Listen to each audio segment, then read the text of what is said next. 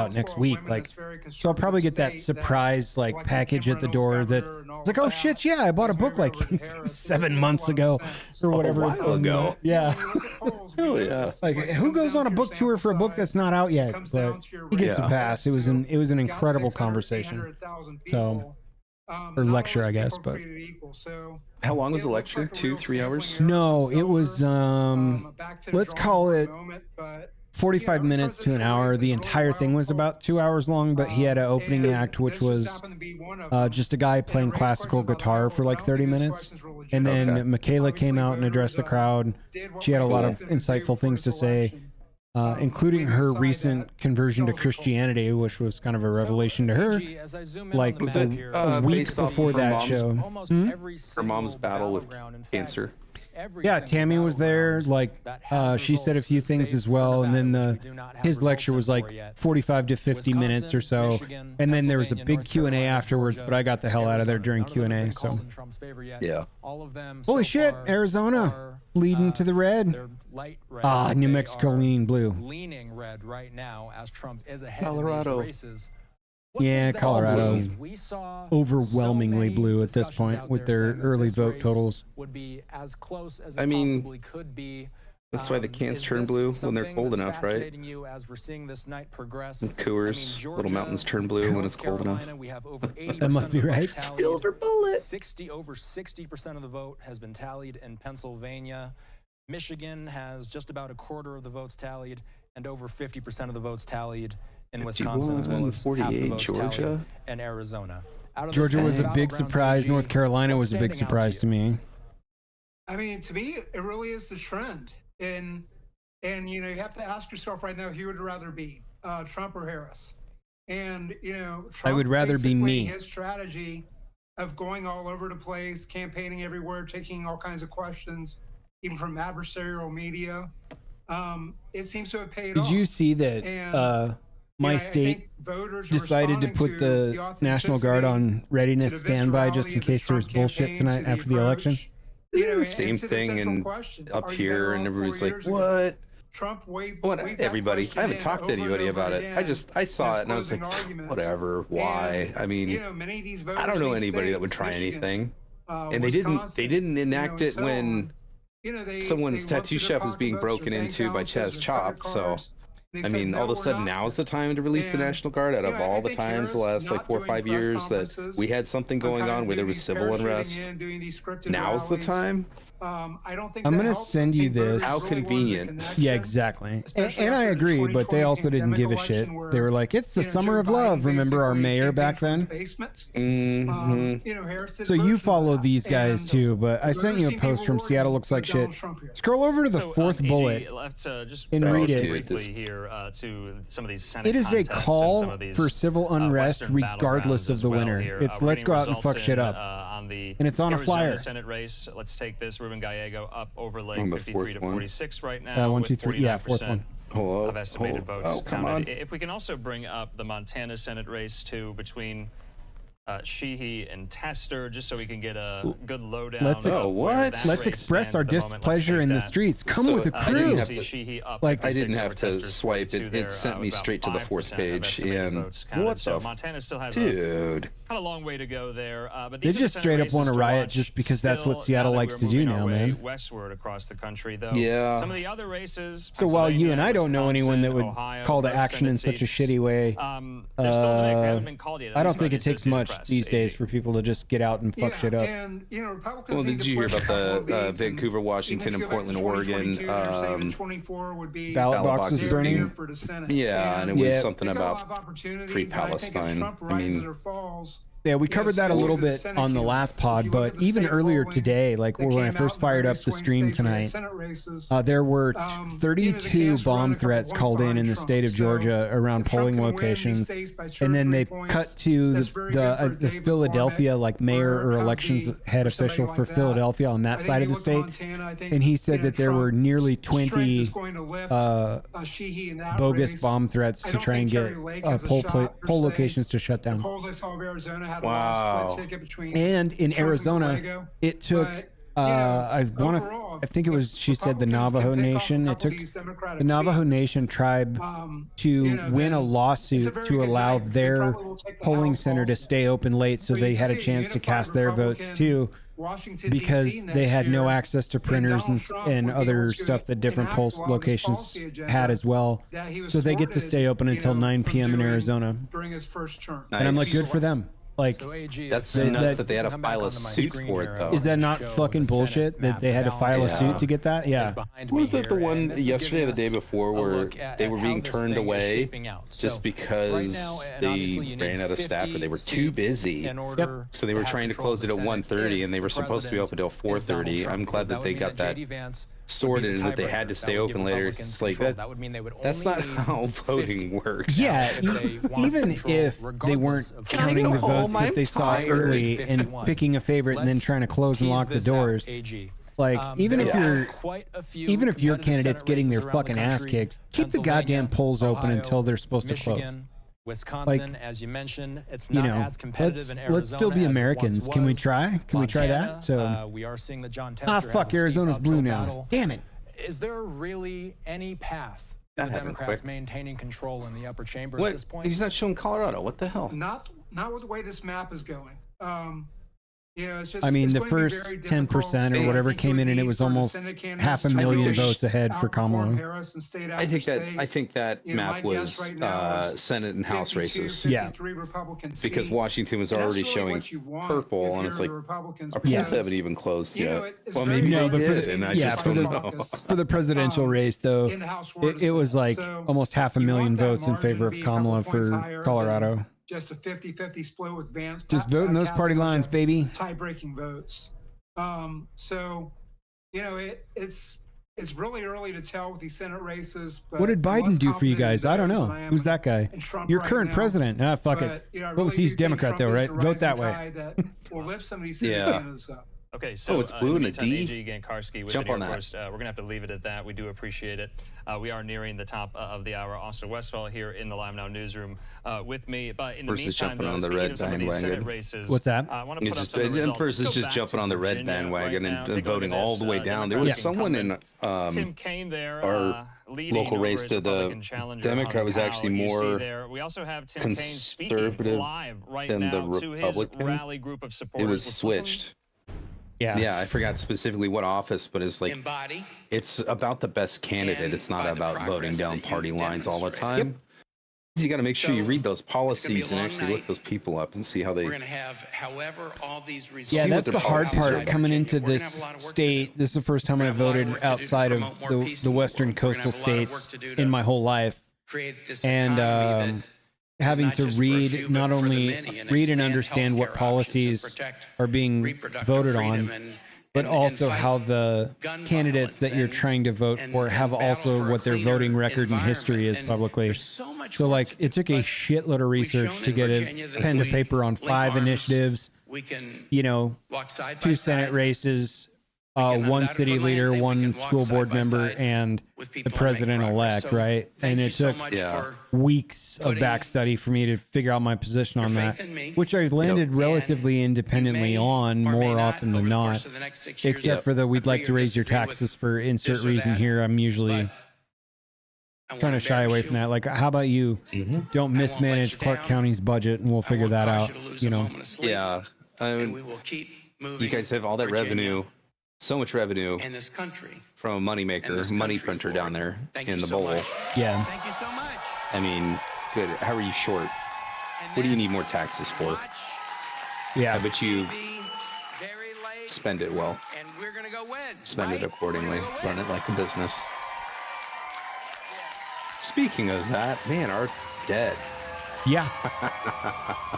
It's another reason with the credit card. Oh, you got to spend money to make money, right? That's what the Fed says. That's what the Fed keeps saying. Hey, go ahead and be the star of the podcast for a minute. I have to refill my water bottle. Chat, be nice to him. Be nice to me. I can't even read what you're chatting, so you chat away. Chat. I'm just going to keep watching the VA Senate. Election night for him covering. We watched the bottom ticker because I didn't realize that the bottom ticker was the House and Senate races. So I kept looking at the big map. I wanted the big shiny map with all the big red and blue. It's easy to discern. God forbid we ever have an independent race. I actually did like some of the policies that RFK was promoting. I think the last candidate that I was 100% behind was Ron Paul, but man, that was a long time ago, and holy crap, did he get shut down. But you win some, you lose some. We'll be right back. Yeah. So, in one hand, I have a bottle of whiskey that I'll open, and in the other hand, I've drawn up papers to sell my house. So, depending on how this election goes, no, I'm just kidding. I know some folks in my area, some clients that have done that already. I also have a friend that did that already. Yeah. But yeah, I have some clients that are on their way to Texas. I drove past their house on the way home from a job, and they're still packing, but they already have a place to call home down there. Is it because they're trying to flip the state's voting pattern, or because they were driven out because they can't afford to live in Washington because of the current government structure. They can 100% afford living here. They just don't want to, and they're retired. They don't need to work. They just they want a place that has policies that are more in line with who they are. And it's been a long conversation with them. It's not the state they grew up in. A lot of the policies that have been enacted here are not the state that I grew up in, the freedoms that I had as a kid. There's a lot of stuff that has gone by the wayside. There's a lot of policies that I don't agree with. And the policies that I vote against get shoved down my throat, like $30 car tabs. Yep. Yeah, that's real nice that, you know, they just give it to the AG and then just push it through that way. Well, the answer is the people have spoken, and we're going to tie it up in litigation for the rest of its life because you spoke in the way that we didn't like. Yeah. Yep. So have fun trying to fight this case as the public. This isn't the republic. This isn't a federation. This is a dictatorship, and you will do what King Kingsley says. Right now, let's continue on. I do want to. We got a new guy. Maybe he seems more excitable than the last guy. The last guy was putting me to sleep, dude. Oh, here we go. Benny Kamala's Johnson camp. was going nuts, man. Howard University. Benny Johnson was Let's go. Howard University. That's where Kamala's headquarters is for her camp right now. Where is Howard? Excited for this. Howard is right in the middle of Washington, D.C. In California, Oregon, and Washington. And let's continue on. Let's bring in again my colleague here, Austin Westfall. Howard University is all the people in D.C. that voted. From this on the West yeah, and DC voted because it's small. Like whatever they said, it was like 97.5% in favor of Kamala Harris. Good to be with you, Andy Mack, and props to our colleague Andrew Kraft for a 5-hour If Guam doesn't get electoral college votes, the District of Columbia shouldn't here's either. What we're talking about. We're going to be watching some of these when West did that Coast change states though? now. Because that District of Columbia thing, I feel like changed in our lifetime. Whenever a politician needed it to win something they wanted, I'm sure. States like California, Oregon, and Washington at the top of the hour. We do, of course, unless something Arizona's red again happens, we do expect that those 3 states will Pennsylvania's still red, in the blue Minnesota's category. still red, Wisconsin's now, still going to be red, interesting, though, Michigan's still these red. States is in the House. We haven't really been checking an amendment on the balance of power in the House so far. The magic number is 218. Andy Mack. Right now, the Republicans have secured 152 of those seats. Democrats, 98. This is around Kennedy's time, wasn't it? On the West Coast. That's because there are tons of toss-up races all along the first one conducted under the 23rd Amendment, allowing District of Columbia to participate, I believe. No, ratified in 1961, but 1964 was the first election they were allowed to. Central Valley, parts of Southern California. There's 5 God, look at Arizona right now. In California alone. Phoenix and Tucson, dark blue. Most of the rest of the state, dark red or red. That's why it's been, as the weeks have developed, it's been much tougher for pundits to forecast who may control the House. There are crazy idea. You just and another thing break up the states into blue and red chunks and make each county an actual state. In years past, it could be so close that it could take days, if not or just annex Maricopa County to Southern California and leave the rest of Arizona to their own devices.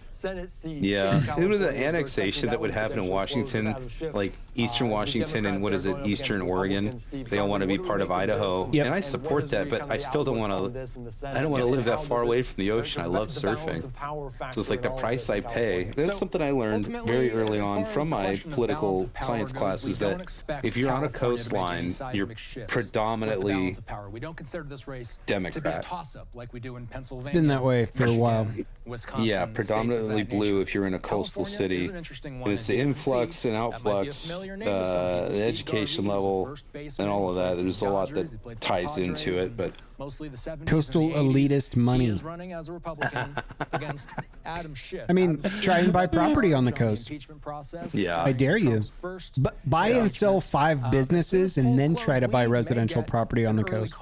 You might have a shot. Like any statewide race in California. Especially California. Get Adam Schiff the fuck out of there.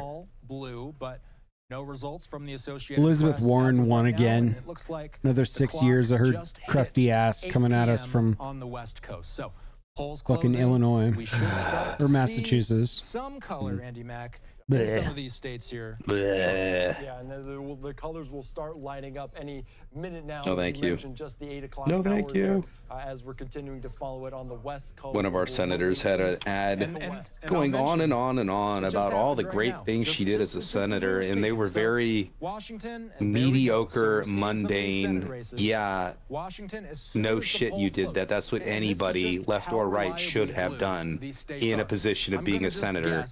It's just like, I'm not giving you a gold star for doing your job. You know, none of those are impressive. They're what you should have done.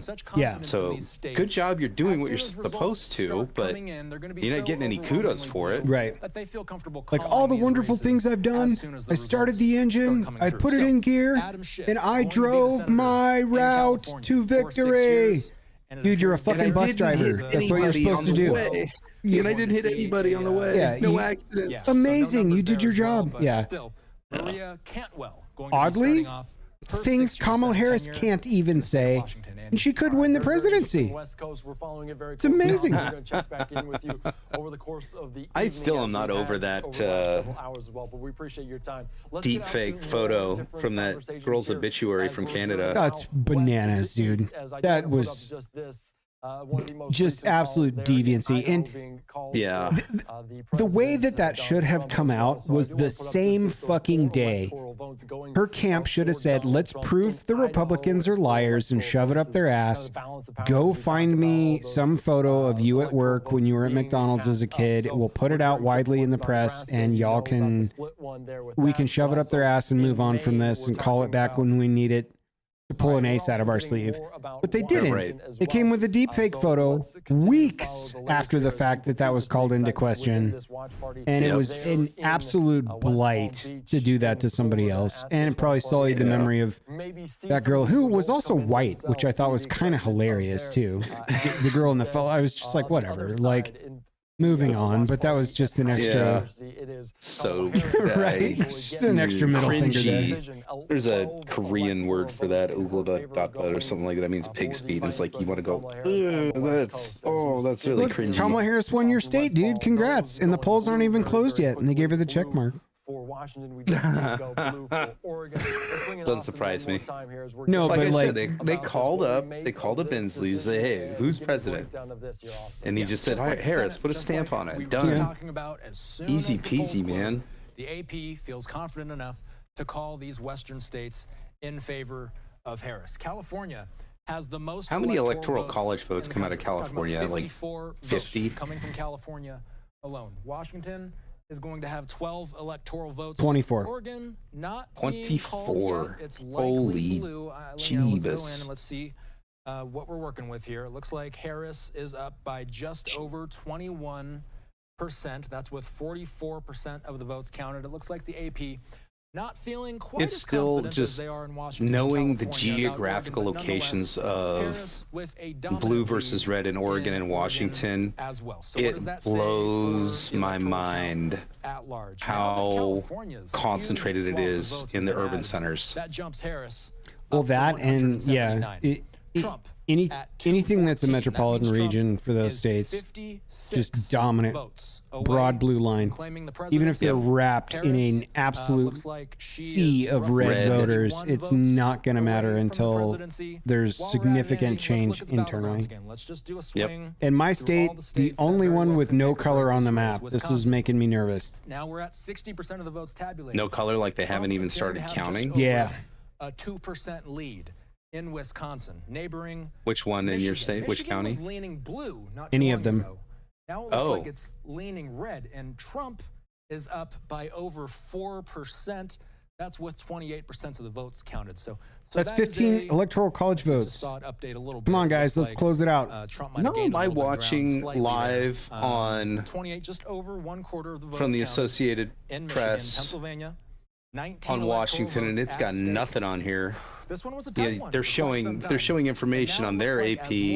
Yeah, but there's no commentary. There's no of the votes being tabulated. 70%. Yeah, that's kind of why I flipped over this, because they're getting their information from that, but they're because when I saw the AP, it was like flashcards of stuff as it was coming in, and the only two static cams was Harris's party and Trump's party. And that's I gotcha. And then it went back to flashing cards, but there were no like commentators or any of that shit. So it's cool they have that. Like if I was working and I wanted it up on one screen or something, just so I didn't have to hear anything, but I could pay attention to it. It's kind of cool they do that. But Watch the highlights. You got the highlight reel. It's your red zone. I've been doing the pod solo tonight for so long, like 2-3 hours I think before you got here, that I'm like, I need some people to make fun of here on this broadcast. So it's a good thing I jumped in. I appreciate it.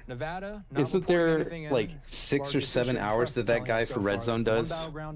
7 hours of commercial-free football. Arizona still at exactly the point. The witching hour when winners become losers, losers become winners. 0.2 percentage points. 0.2 of a point lead over Harris, Andy. All right, that is very, very interesting. A good breakdown. That's how tight the Arizona race is. 49.7 to 49.5. Good Lord. All right, awesome. We're going to be checking back in with you in just a little bit, but I do want to give you that roundup of some of what we're looking at in some of those states along the West They say you decide 2024. Including in I don't know. Washington and Your electoral college decides 2024. Yeah. I remember 54 electoral votes in California, not 24, 54. I thought, oh man, I was close. I said something like 50. I nailed it. Yeah. I get random photographic memory at times. I guess it also helps that I worked with a tape measure all day, so I have to remember numbers. I usually write them down, honestly. If I don't write them down on the tape measure, I got a little scratch pad on the tape measure. If I don't write it down, I'll walk from like taking the measurement to the saw to cut it and completely forget and have to walk back and do it again. And then if someone's talking to me, like the customer, I'll do it 3 times and I'm like, okay, I gotta focus. I'm not doing anything right now. I'm wasting time. Wasting money. Yeah. The Democrats, they keep that seat blue. We'll talk more about the balance of power and everything to do with it. They're calling the incumbent an early victory proposal for Adam Schiff. Bullshit. We're expecting to hear from Adam Schiff, likely Steve Gary, within the hour, just based on the fact that this was called within the hour. The polls closed there. I didn't follow any of the House or Senate races in other states.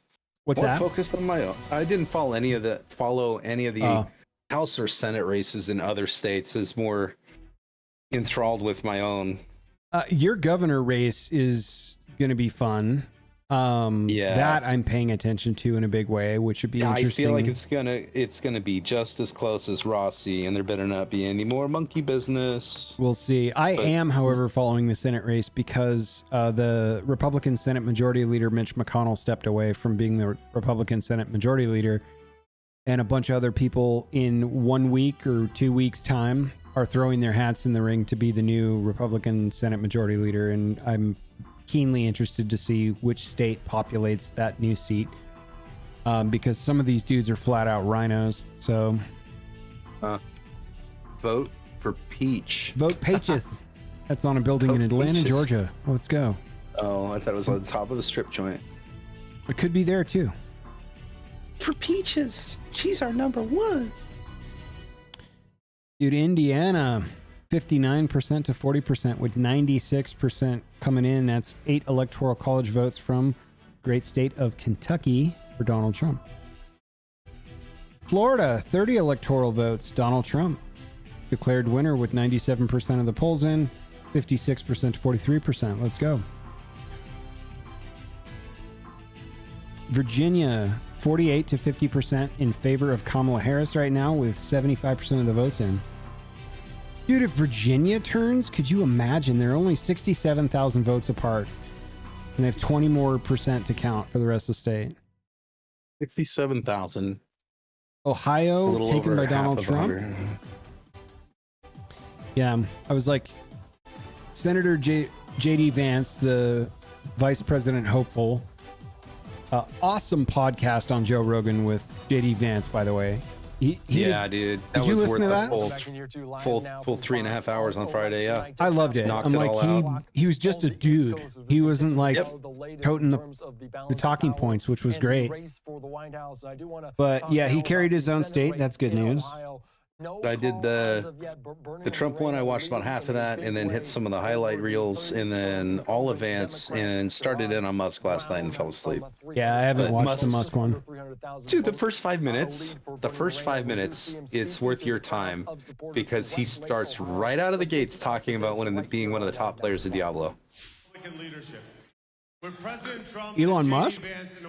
Yes. Oh, I challenge you, Elon Musk. He goes off about video games being good for you in a form of meditation. I agree. But if I talk too much shit, he'll probably buy Blizzard and then he'll get all the purple drops for himself. And then I'll be like, give you nothing but blues and yellows. Yeah, well, boy, the egg's on my face now, huh? You just follow wherever you live to see where your IP address might be, and just make sure that whatever game you log in, you get the lowest drop possible. Dude, the lowest rolls. Did you see all of the like ammunition sales that went on sale today? The emergency election sale for ammunition. Like no. 4 different I can't websites. order any if it's from cheaper than dirt. They don't even ship from my state. I don't think anybody does. I don't think Optics Planet will. I don't think Brownells will. I don't think Cheaper Than Dirt will. It's crazy having worked for a gun store in this state and delivered up and down the I-5 corridor, all the way down to Oregon, the tip of California, over to Eastern Washington, way out in the tip of Port Angeles. It is nuts to see, knowing how many gun stores are in this state and how outside of them, like as we've been talking earlier, outside of the general municipalities of the cities, you get outside of those areas, it's a lot of just people who want to go out and shoot once in a while, you know? Yeah, I think it's... And hunters. There's a lot of hunters here. Very much. But and I think it's unfair. And I think that what they're doing is just like, look, if they outlaw magazines that are more than 10 rounds as an example, and oh, look, they just did. If our company fucks up and accidentally sends them the wrong SKU number, and then we get drawn up in the news on charges in the court of public opinion for supplying illegal goods to the citizens of the great state of Washington, that unlocks a full audit, several lawsuits. Our name is all over the press. Like, fuck them. We're cutting them completely out. If they want us to dance that far with stuff, we're just gonna say, sorry, we don't serve you guys. You'll have to find a storefront and come in person. There's I forgot her specific name, from state of Washington, one of the congress ladies is hell-bent on absolute teetotal gun control to the nth degree. And it's like everything that she proposes just starts tumbling quickly and getting more and more momentum. Yeah, oh man, my state just came in a little bit. Yeah, like I said, the whole surrounding areas are red already. You're just listening in there as they were and they're going to start counting all the stuff around Seattle, Tacoma, Bellingham, Olympia, and it's all going to be blue. The AP has yet to call that race in his favor. It is looking to be a margin that continues to grow for Moreno over Bernie Moreno. Sherrod Brown, the 3-term incumbent Democrat there in that state. Hanging Sherrod Brown out to dry in Ohio. Let's go. Reichart's at 52, Turd Ferguson 47. Right now as they moved off the shot, but it's coming in hot though. Like it was a 56, 40 something, 40 of what we're folling here. 4, and then in favor of the Republican Party. Yeah, and it's slowly cutting down and catching up and coming up to neck and neck. But it's because they have so many votes to count in the metro region that they're still counting them, and there's only 1 or 2 people that live out where they vote red, so those are already counted. So that's probably the red mirage. But I really hope there's some significant change. It has to start somewhere. And even at these district level races, like, people are still penning in Pramila Jayapal and candidates like that and actively promoting how cool they are on social media for doing it. because they voted for a red governor and then also voted for Kamala Harris and Pramila Jayapal. And they're like, yeah, you can only comment on this thread if you're an independent, but this is what independent voting looks like. It's like, nah, you're virtue signaling, but like if you're voting for those two on the same card, you don't understand politics. So good luck for that. But that was at least one vote on social media that went to Kamala Harris and to a red governor. So, I wanted to serve my country that you know, gave my family a chance to live the American dream. Maybe it'll hold. I hope it does. So I enlisted in the infantry of the United States Marine Corps. Is that your Senate race or your gubernatorial race? I'm looking for the governor race. Yep, that's the one I'm most interested in for you. Well, the one that scares me is how much power Bob Ferguson has been wielding as the AG and how little he's done to attack crime, and then runs on the platform that he's gonna fix crime. But right. It's like, you haven't. You've actually been doing the opposite of that. That's what Tim Brown did in Oregon. He let Portland burn to the ground for 13 and a half months, and then the second Joe Biden won office, they went, well, time to clean the streets up now. We won, and then time to button it up, and so they started arresting people that had fireworks and stuff and full SWAT gear. Everyone's kicking indoors. It's like, this is so fucking obvious, dude. So yeah, I mean, Washington's no different. Like they're what, 100 miles apart. So I was driving down River Road, and underneath one of the overpasses, right as you're going along the river, goes underneath I-5 corridor, right along the railroad tracks that run along the Puyallup River down to the Port of Tacoma, and just nothing but tent city under there. Oh, yeah. They're always finding a place. They're always finding a place, and I'm not against housing these people. I just think that there needs to be more infrastructure that actually does something instead of just building infrastructure to make it the equivalent of a military industrial complex, and just make it a housing crisis industrial complex where you're just churning money with a bunch of administrators. Actually get these people help. Yeah, dude, it's ridiculous, man. You could subsidize housing for the people that need it and then drug test them to make sure they're the ones that need it. Mm-hmm. And then those that don't get to go into a forcible rehab clinic where if they can't get clean or choose not to because it's easier to do a needle exchange program and trade drugs on the streets, they get to go to jail. I remember volunteering for Tacoma Rescue Mission when I was in high school, and that was one of the things, is that they had to be clean when they came in there. And some people didn't want to be, and you know, that's their right. They have the right to not want to be clean. They want to do drugs, okay. Yeah. But it still should be illegal for a certain amount because it leads to a bunch of other stuff.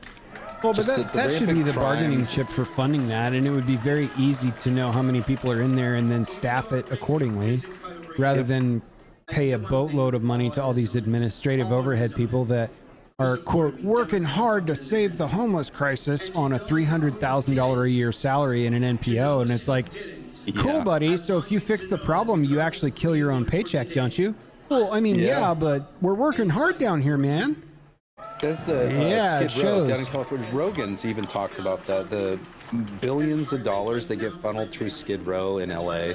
Oh, I saw that. They don't want anything to happen to that. They want that cash cow to keep milking for all it's. They're going to keep milking that for all it's worth. They don't want to fix the problem. Yep. Why would you work yourself out of a job? I will always have your back because you always had my back. And to Sydney, Michael, Isla, you always gave me a reason to fight.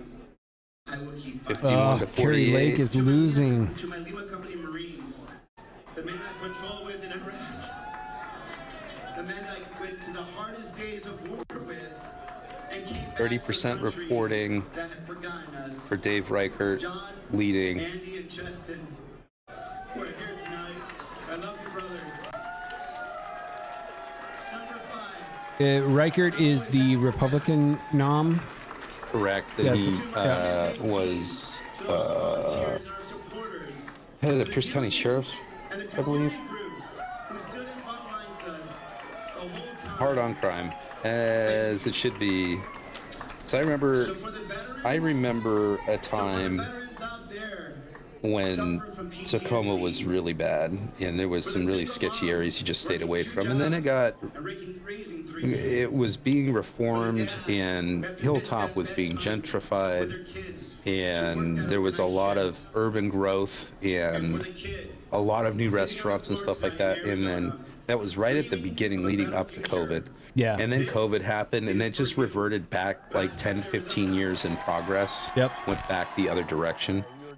And it just, I see it recovering in some areas, but other areas of that area has just gotten so bad. On the protocols in place in that state, but a very confident, optimistic person there speaking at that rally there in Arizona. I do want to put up just the number of votes, the sizable margin he Damn, 49% at this point. votes counted, and Ruben Gallagher's beating Kerry Lake. So That sucks. No call as of tonight. He admitted that such, but a sizable lead for him this evening. He was the sheriff in King County. That's what it was. Some calls in terms of the race for the White House. Dude, your guys' Seattle's police chief, the interim police chief, that in favor of Trump as Trump takes the key battleground state of North Carolina. 50%. Let's go. That's not a wide margin, dude. 50.8% to 48.1%, and he wins. Calling this almost 90% of the votes counted. But yeah, the guy that stepped in when they forced the last police chief out before Chop Chaz and all that shit. Well, the new one right now is Sue Rar. Yeah, the one she replaced, the interim guy, boy, he is in a world of shit. Have you read up on like all the scandal he's neck deep in? Diaz? Yeah. I have not. So he basically like gets ousted. There's a bunch of charges that are pending. He tries to get a job somewhere else and doesn't, and then is trying to sue the city for wrongfully discharging him because he came out as gay publicly after they drew all these charges up on him. So he's trying to say that they were discriminating against him, but he only declared that after he was let go and didn't get a job somewhere else. And it's a big number for that lawsuit. It's like $10 or $12 million or something. It's like not officially called the race yet. Absolutely controversial. This guy. Ourselves here, a live look at the Trump watch party where we've been watching. There's been a lot of smiling faces. We have been keeping an eye on both. I don't see how claiming something about yourself is going to negate charges.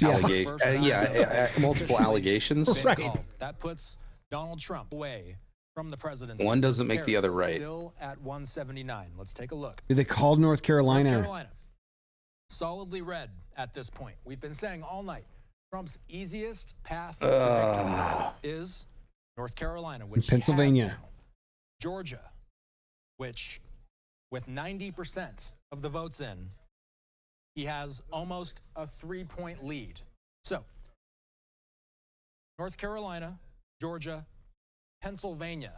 So, if he gets these 3 states and every other state falls the way we expect it to, that means that former President Trump will become president again. The only time that's ever Ferguson is in the lead. 22nd and 24th president of the United States. Dropped in and counted Seattle, and all of a sudden it went to like 1.5 million votes versus 1 million. He's got almost 500,000 votes more after they draw up Seattle. Just over. Is he maintaining his lead, or did he get taken over? Trump has, Bob Ferguson is leading by just about a almost 3-point lead 7 points. Out of PA. Yep, that's the metropolitan wave right there. Leads into absolutely crucial states, and I'm not. That's why some of the people I know that have businesses up there are moving out. They're selling and they're getting rid of it. They're just should be a good sign for your state. Of the votes in right now. Hey guys, you should change what you're doing, or we're not bringing commerce into your state. Specifically, Seattle has put a cap on it. Tacoma has also tried to introduce rent controls. These people think that introducing rent controls is going to help with the housing. These people that were landlords and had houses to rent are selling them. They're selling the houses outright. So you're taking rental properties off the market because they can't evict people. They can't evict anybody. Yeah. Or raise the rent it's at a, you know, the housing prices have gone up X amount. There's a very good breakdown of all of You this can't tie your actual increase in home value or revenues you could be generating elsewhere to rent. You're capped at only doing a certain amount every year. There's areas, I remember this happened, and this has already happened in New York City, or I've read a couple articles about it where it was dilapidated building that hadn't been renovated since the 60s because they couldn't afford to. It wasn't profitable to renovate the unit because of what they were forced to charge in rent versus other rental buildings in the area, other rental units in the area, you know, going for like 5,000-6,000 a month. Yeah. Coming up, we're going to have more. It's bananas. Just blows my mind, man. Yeah, but yes, introduce rent control so everybody just sells their property, and then, you know, the people that can't afford to weather the rent control are going to be slumlords or corporations that own multifamily residential, multifamily commercial. It's exactly what's happening to Nevada right now. Really? I think that house around the corner, I think, was bought by a corporation that's just renting it. Yep, the corporations are buying up everything. I have had, this month alone, 5 people personally call me and leave me a voicemail saying, we will give you a cash offer for your house right now if you want to sell to our corporation, sight unseen. We're not going to fuck around. We're not going to give you an appraisal. We're going to look at a picture of it on Google Maps and be like, good enough, we want your property. Wow. And I'm like, cool, not for sale. Yeah. Yep, it will be eternally rented out to that corporation forever. Mm-hmm. It's, yeah. One of the main reasons why I'm interested in buying cheap, go nowhere, do nothing property in the middle of nowhere. Yep. Cool, I can build a fort there, and that'll be my fallback. Because with the taxes right now, I might get priced out of my own house anyway in 5 years. Yeah. So I can't even afford property in this area. Although there's a few chunks, so there's a local chunk for me that's reasonable, being sold by an out-of-state investor in Texas. And I'm guessing it's someone that just wants to unload property up here. Or he's scared about the market in general. I don't know. Or both. Carving off his portfolio. Yeah. It's undeveloped and it's like 1/3 of an acre, so.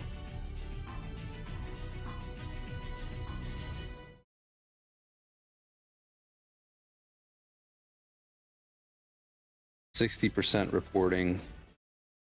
Bob Ferguson still update already. I hit refresh. Well, I need to step away for a split second. I'll be right back. On Live Now from Fox, I'm the host, Andy Mack. Thank you so much for joining us. I do want to give you a couple Live Now looks here in Washington, D.C. at the Kamala Harris watch party taking place on the campus of Howard University, and also in West Palm Beach, Florida. You can see just some of the excitement in the eyes of some of these viewers.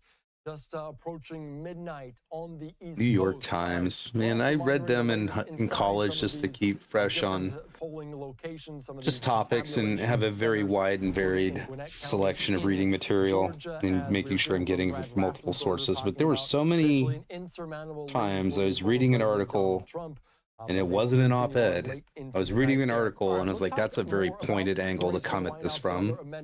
I don't agree with that.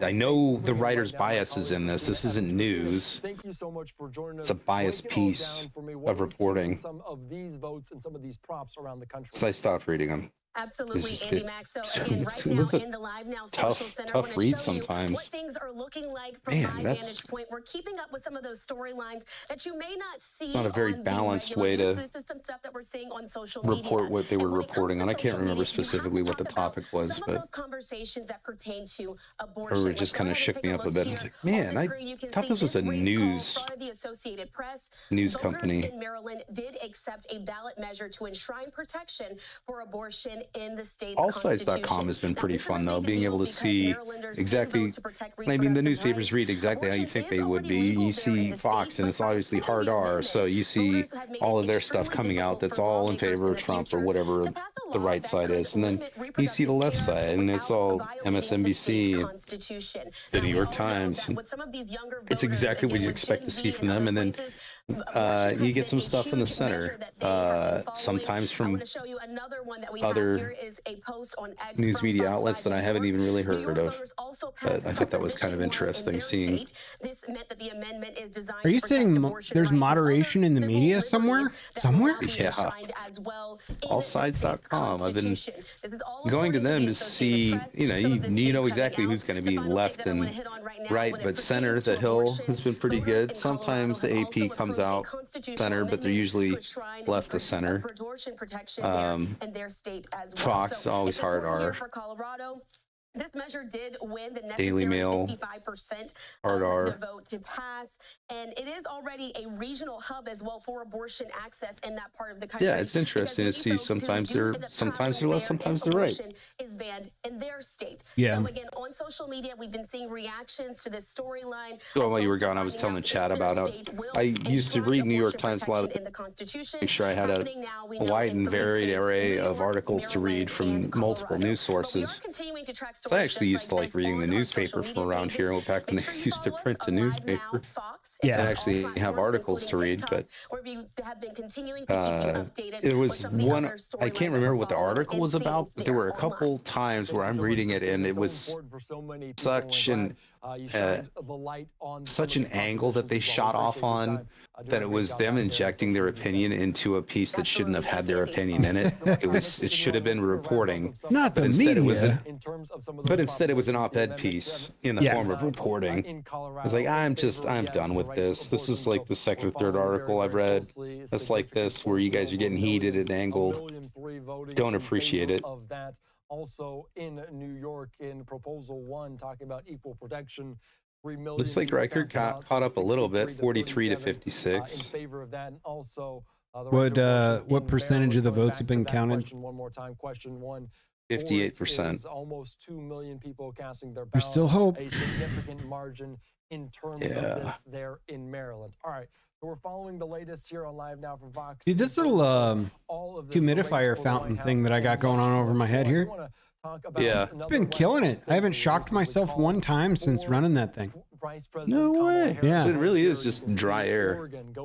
Yeah, I still think I need to ground my house because it's like I still stand up from a chair and I EMP my whole room. So right. You oh look, Oregon is won by Harris, 55 to 43%. Go figure. Oh, surprise there. Texas. Let's bring in right but now you look between Eastern Oregon and Western Oregon, just like my state, Eastern Oregon, Eastern Washington versus Western Washington.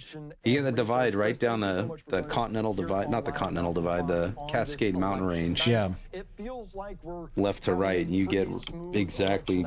Yeah, you get into the Blue Mountains country in Eastern Oregon, and it's a different universe than it is in Portland. Mm-hmm.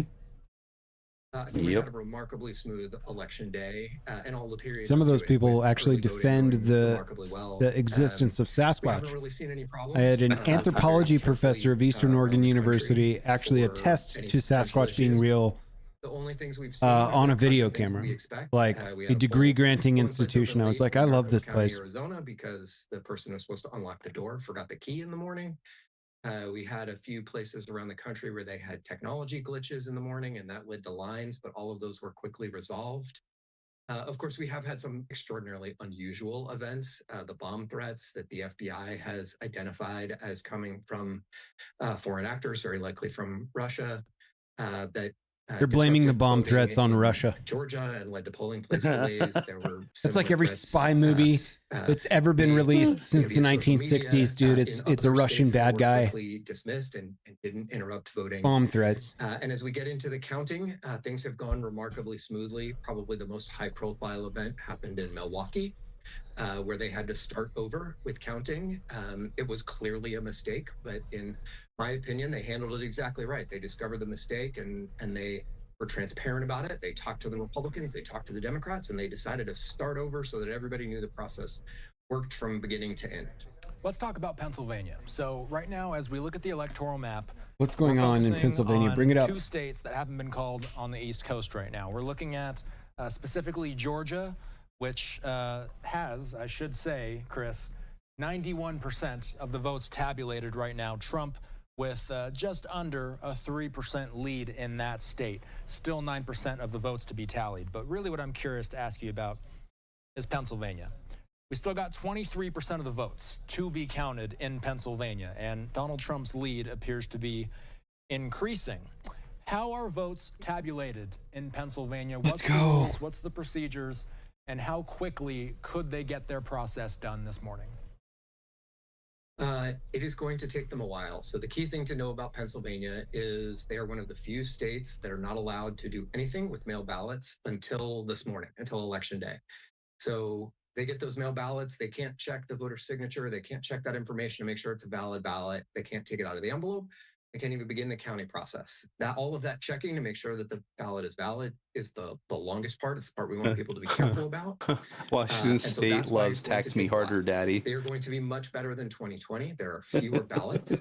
And they have made changes, but election officials. But this is a close governor race. The state of Pennsylvania asked Like, the legislature to allow. there's them a to little start, bit of like spark almost in every other Washington, it state turns does, out. a day or several days before election. I mean, this is Election not day a for today, 75-25 landslide that for didn't happen. Inslee and Legislature didn't make friends, that change. backed No. by every So major they're gonna be corporation counting, and the big all the way dollars through at the night, Amazon and all that through bullshit. tomorrow, So, I mean, I'm possibly into encouraged, even if Thursday. he loses. Different I don't folks want are him to estimating lose when they'll be because done at different that times. I kind of do, But because they that drives started you way into the behind loving everybody, arms so of they're Nevada playing even catch up. sooner. But Election officials all over Working that on state it, as yeah. fast as It's they all. can. it's But just, gonna it's take a while. bananas It's to me, all but it in is. time. Good to know, and good It's protocols good in that place to make sure there's some that all these spark votes there. are Now counted. I do wanna Minnesota's go blue back again. to God what you damn it. mentioned about what was happening in Milwaukee, Wisconsin, those 30,000 votes that needed to be counted once more. Wish that guy would get his head out of the way of the numbers back behind him. I know, me too. Talking about it earlier on today. It's like, hold on, let me stand right where the facts and figures are. Yeah, I'm just gonna block those.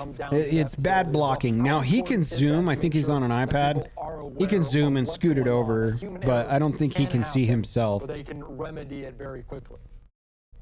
Or he just wants to be like Vanna White to reveal it, you know. We're talking about thousands of people, tens of thousands of But the people. real question running is, elections waits in to the push the county. They button. don't do this all In the time. Pennsylvania, Mistakes are going to happen. where we When they know found the that path to mistake, they're being 270 totally goes right transparent through the about it. Keystone Look, you State. can't undo a mistake, but Then he mistakes hits the happen button and stands life. in the way of the We all know numbers. that. So By the that way, check out my transparency, just podcast. stop, go back to the beginning, check all the machines, seal everything up, and then start over again so that there aren't any questions about those ballots.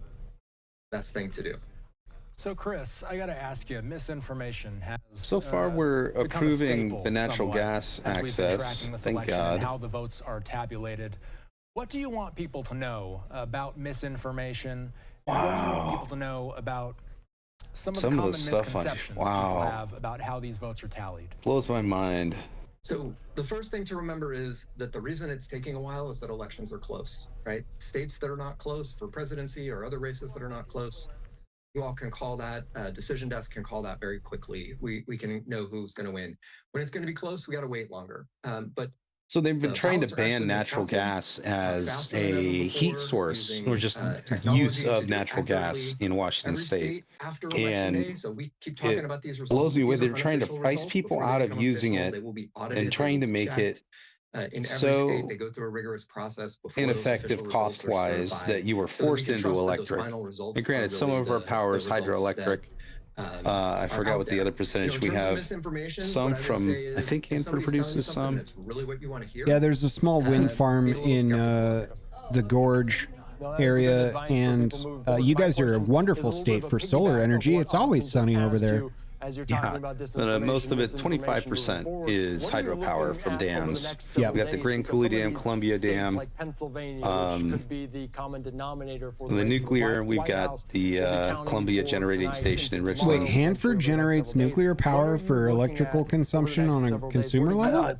So Hanford The is, biggest thing that this is concerns in me Richland, is close to actors out there, Hanford. particularly Yeah. foreign actors that maybe That's, just yeah, try I to believe rile it's up anger separate. The on both Hanford sides, facility was and famous for disrupt, producing, how we I think, what was it, operate as enriched Americans, uranium and our for trust in Yeah, this it was the Manhattan process Project. It was the in sister political site process. to And so, if something the is one in they New tried to Mexico. keep really it, getting you fired up, they tried to that's keep it all divorced the and most separate important from place each to take a other. step back Yep. So no one and, knew what the other ask half was yourself, is this doing. person just trying to make me angry? I just Another watched another Oppenheimer person- again. Post or Awesome wherever movie you're still. at. It's Is this such a great just movie. where we get 4% electricity from coal. That's the most dangerous piece of misinformation over the next couple of days. Natural gas, second largest source of electricity generation in Washington is natural gas. Get rid of it. Was going to take a long time. Wind power. Wisconsin will take a little bit of time. Dude, they're saying there was something that I need to watch about wind blades killing or messing up for those folks whales. Trying to rally up.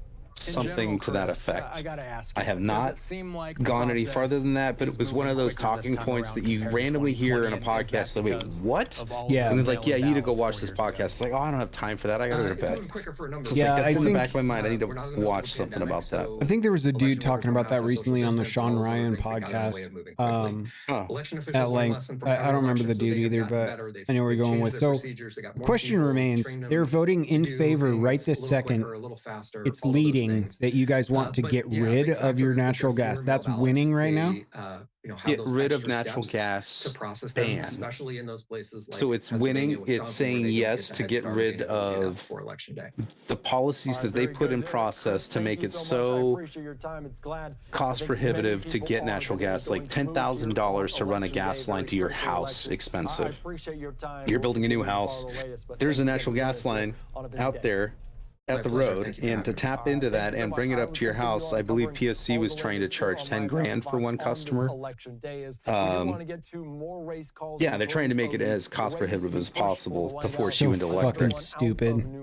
That's going to drive away the rest of your residents along with all of the remaining businesses, for Christ's sake. The people that I know that have natural gas, it's one of the best heating sources in this area because they don't want you to do what we do have really poor air quality in the wintertime. There's just not enough air moving around. So burning a wood stove, as awesome it is having all the trees around here, there's a lot of times where there's a burn ban because the air quality is so bad. Yeah. That makes sense. You know, I like that option of having it as a backup when the power goes out. The power goes out all the time. That's the other flip side. Like, you need electricity to run that blower, but if you have natural gas, you can use a generator just to kick on the fan for your central air, depending on how big your generator is. Exactly the system that I have as a backup to mine. There you go. go. Cairo 7 Seattle just called Washington State governor's race for Ferguson winning. Yep.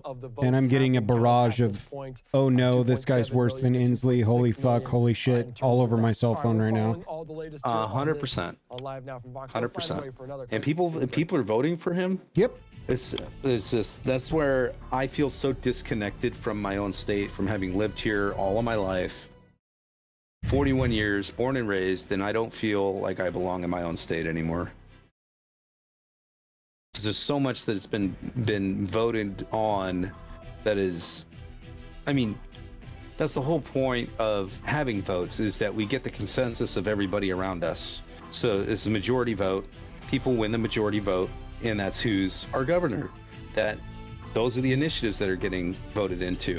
But it's at the point where it's so far off base from where I'm coming from, that I don't feel like I belong anymore. That's why I feel so disenfranchised from where I live. I love how beautiful it is here. I love the fact that we don't have a water shortage. Hey. No. Hey. Poke. Easy. At least on this side of the state. That's why when people I work with complain about the snow in Colorado, I'm like secretly just wringing my hands like, yes, replenish my water supply up there. Yes. Yeah. It's the trickle-down effect, bro. Totally. Trickle-down economics.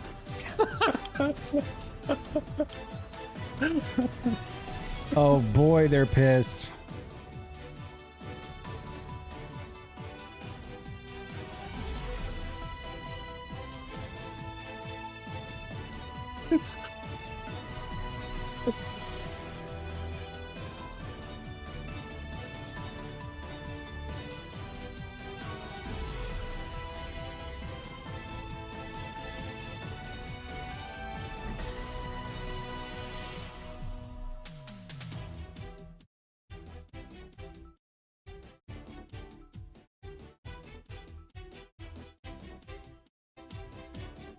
I just don't understand. It's like you see all the policies that have led to all of this disruption that we've had the last 4 or 5 years, and the lack of people's cars getting broken into and then nothing happening about it. People having their cars stolen and literally zero.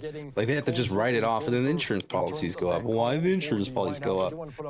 You're just letting crime run rampant in this state. Yeah. Virginia right now, the AP calling this in favor of her, 51% to 47%. And you can see the electoral on the Bob Ferguson win, bro. on that left. I didn't needle at him because he's gloating about his fucking Bitcoin.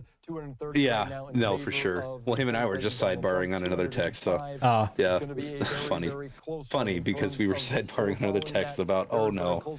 Another race call, a call that we've really already seen. There's 2 more initiatives that they didn't have on here, so it was Vote Yes Wa, and Turd Ferguson and another prosecutor were trying to slip it under the table that they hadn't applied it right to get it on the ballot. Or said, I forgot exactly how it worked out, but they were trying to slip it in to being heard in the court. It didn't tell the people that were part of Let's Go Wa about it at all. They were trying to slip it in without even telling them about it. And it was someone that was doing reporting on Let's Go Wa that called the head of Let's Go Wa and said, hey, what do you think about this court case that's going on today at 3 o'clock? The guy said, what court case is going on at 3 o'clock? He's like, well, the court case about Let's Go Wa. They're doing this and that in the courts, and the hearing's at 3, and I think this was like an hour or 2 before. And so they had a quick run down there with all the lawyers and just like, what are you doing? You're trying to slip this in there really wily from our now future governor to just kind of slip something underneath the table and just not say anything. And it's in his best interest as an AG to be the good guy and let them know, hey, you have a chance to rebuttal this. But why, when you could corruptly slide it in through the back door in the 11th hour? That's like when and then just not say anything. Yeah, it's like when the healthcare initiative in the Senate, but right now came through and they tried to slam the House with a document that was like no less than 4,000 pages. 1,000 pages, right? And they're like, yeah, you get to vote on this in 1 hour. Enjoy reading that. Yeah, no. If every House staffer from assigned to every politician got together and read 1 page of that, they still wouldn't have had enough time to cohesively create a collective thought to get a voting pattern down. They've got in the Senate. Yeah, I hate corruption like that. Let me cut you off real quick because that was a great break. God damn it, Arizona's more blue. Fuck. At the microphone after Ted Cruz secured that victory. Let's put this up one more time just to give you a sense of what's Still going no on. Nevada. Ted Cruz taking it over him. Now the concession speech coming from Colin Allred there in Texas. Let's listen in to him and what this is the guy. This is the loser speech here. I lost to Ted Cruz. I'm sorry. Go home. I was inspired to run partly because of what I saw. Remember when Hillary Clinton didn't come out and her staffer came out and they're like, go home now. We'll come back tomorrow, or we'll figure it out tomorrow. Thanks for all your support. And she didn't even take the stage. And I'll say it now. You can't just be a patriot when your side wins. When was that? When Hillary Clinton didn't show up to her own party when she lost to Donald Trump. We will continue to be patriots. I do remember that. Yep. Is that right? At least this guy's coming out and addressing the people. Yeah, not hey, being I lost. a sore loser. Sorry. I did what I could. I want to thank he lost to Ted Cruz. Ted Cruz and Texas are like peanut butter and jelly at this American point. Who got involved in this race, but especially the folks who knocked on doors, who made phone calls, who gave whatever they could to this campaign. How 2.5 million votes and they were able to call the governor's race already. And so I know what it means when somebody sends in $5 or $10. It's an act of hope. And I appreciate them. And I really especially want to thank all the incredibly brave Texas women who've come forward and told You guys their don't have stories. anybody deployed, do you? That's not on standard rotation from like National Guard or something, because those might be absentee if they're out of country, but Dr. Austin Denard, it's not going to be enough to flip the governor's race. So our state population is 7.8 million. I don't understand how they're able to call a governor's race at a 7.8 and they've only counted.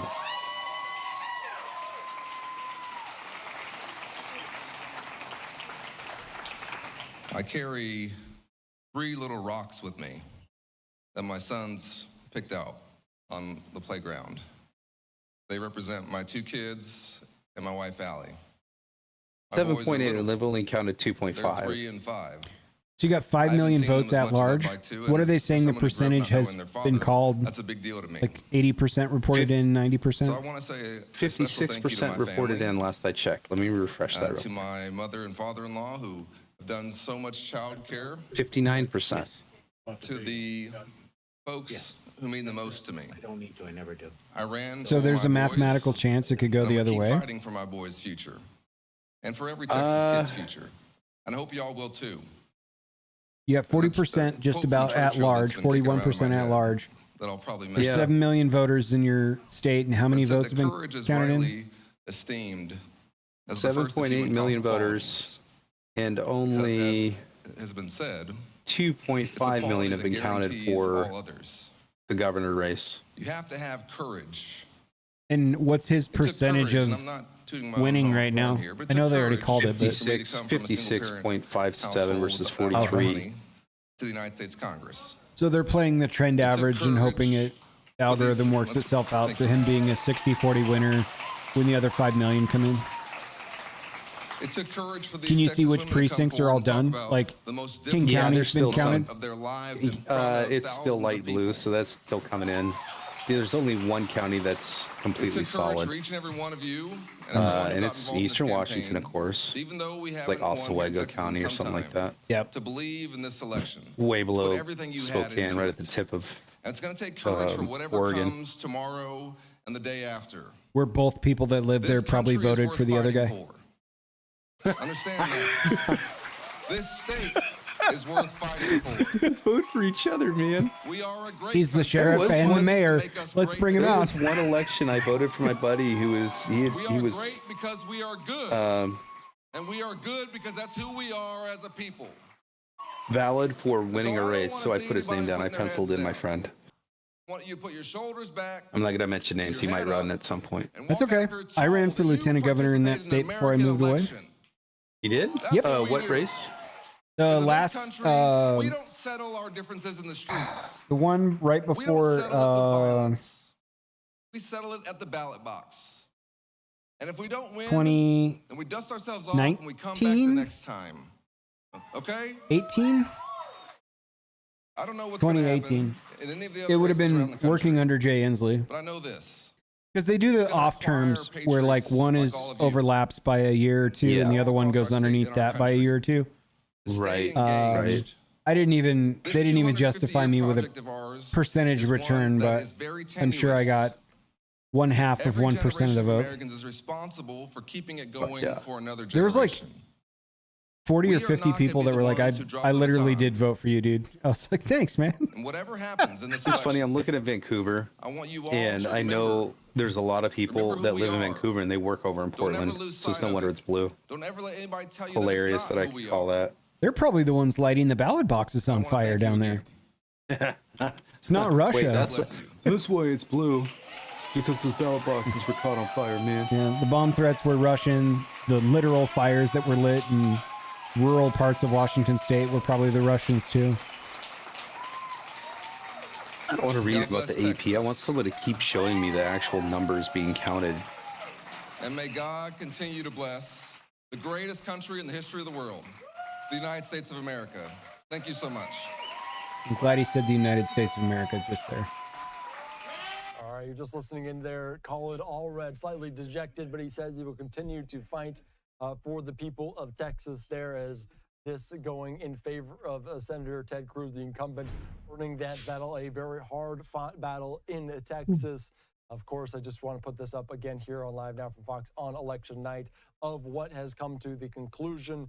Ted Cruz there by 10 points, 84%. That's still, dude, to garner 4.38 million votes and lose 54 to 44% by 10%. There's still, whatever, 14% of the votes to count, but that's pretty crazy. Next to her name over Royce White, nearing 1 million votes in favor of her there in Minnesota as well. So we're following that very, very closely. We're also monitoring several different shots, including I'm interested in this Senate race in aggregate to see how many more seats flip. We have one flipped red right now because that kind of denotes how strong the president will be if, say, Donald Trump's elected. And is he actually going to be able to do anything, or is the Senate in? I honestly think that Arizona is probably going to be stronger for Kamala Harris because of the Nikki Haley bullshit. Because she had over 1 million voters behind her as an independent, and then she like pretty much turned tail on the Conservative Party and joined forces with Harris Waltz, and that was part of their stated strategy from their camp anyway, was hoping that now that Nikki Haley's on board with them, that she'll drag all 1 million of those votes with her. How nuts is it that they kept RFK on the ballot in the states that he said, no, I don't want to be on the ballot? Oh yeah, he was on the ballot in my state as well. I think he was on my state also, I think. Probably because they printed them back in July of 2022. Like, there were still ballots that went out that that had Ron DeSantis on it. It's like DeSantis dropped out in May, didn't he? Or like June or some shit? Yeah.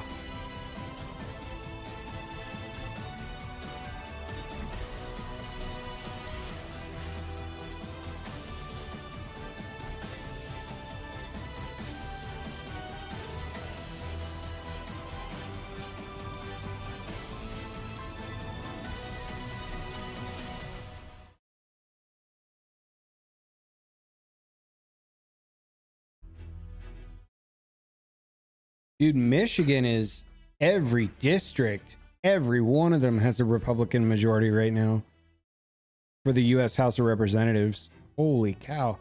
Except for our boy Don Bacon out in Nebraska. Bacon lost to Tony Vargas. Sick name, though, dude. 50-50 between Gillian and D'Esposito. New York, dang. District 17. That's a tight race. Wow. New York, man. On that one. You know, that rally at MSG was sold out, and there were thousands of people on the streets trying to get to Trump's rally. That was nuts for New York City. Just some of these live now looks. One at Howard University, the site of this Kamala Harris watch party. You can see back to the Kamala Harris dancers in Washington D.C. But also everybody's out there dancing. West Palm Beach, Florida, the site of former President Donald Trump. The stoic, nervous, uptight crowd over at Trump Palace. Races for the White House. We're hearing race calls minute by minute. We're taking you as soon as the AP, the Associated Press, does call those. We'll bring it to you in real time as soon as they happen. We do want to talk about the balance of power. I'm going to get a refill on my water. I'll be right back. Yeah. I want Pennsylvania real bad. That's what I want. That is Pennsylvania. I want to put up this one. Dave McCormick holding a lead over Bob Casey, the incumbent Democrat at this point. Right now, just under 2 Davey Boy points McCormick in favor of Dave McCormick, the Republican right now. Let's bring in Austin Westfall to give us a breakdown, the latest on this balance of power in terms of the upper Congress, upper state of Congress being the Senate. What do you make? What are we learning? We're learning a lot. And as you just showed on your screen, Andy, we're talking about McCormick being up by roughly 2 points over Bob Casey. Bob Casey, an incumbent in Pennsylvania, 82% of the vote has been tallied. Oh, my God. We're also seeing some results in from Montana as well. Tim Sheehy, so far, outpacing with 14% of the vote in so far, a legacy Democrat in Montana in John Tester. Still a lot of votes to count, but nonetheless, Sheehy has a wide margin, at least in the initial phases of this. So let's pull up our map. Let's look at the balance of power. Right now, this is the important number. Republicans, they've got 50 right now. That's what they needed in order to get half. That means if Trump wins the presidency, J.D. Vance becomes the vice president. That means he's the tiebreaker. That means Republicans would have control of the Senate in that scenario. But as you can see here, there are still lots of these seats up for grabs, and they are in competitive states, Andy. So we're looking at states like Wisconsin, Michigan, Pennsylvania, Nevada, Montana. These are all states where Democrats are facing tough challenges. And as you can see, they're all leaning red right now. So looking like it's very, very difficult to imagine a path. This is going to be one of those things, chat, where they're going to get to Idaho. They're going to have one precinct reporting in and be like, "Hey, we're calling this for Donald Trump," and then they move on. Over the weeks, we've been talking about what the most consequential races are in the Senate. We've been discussing how this thing could play Where out, is my and that it was state? likely that the Republicans might gain control of the Senate.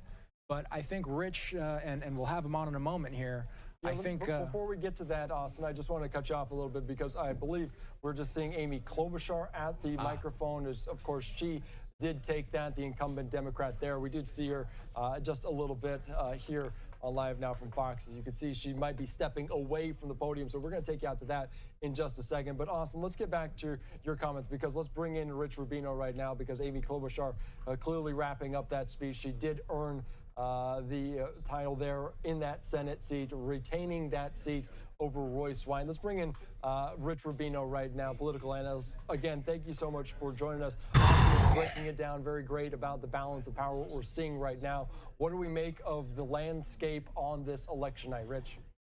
Couple things. That's it's bananas. very competitive right now, and Republicans seems to be having an advantage. A state like Pennsylvania, I think that the thought process was that Senator Casey. Now, this is the guy I expect to be reporting in right here. He was elected. He's got books of all kinds behind him. I see romance novels.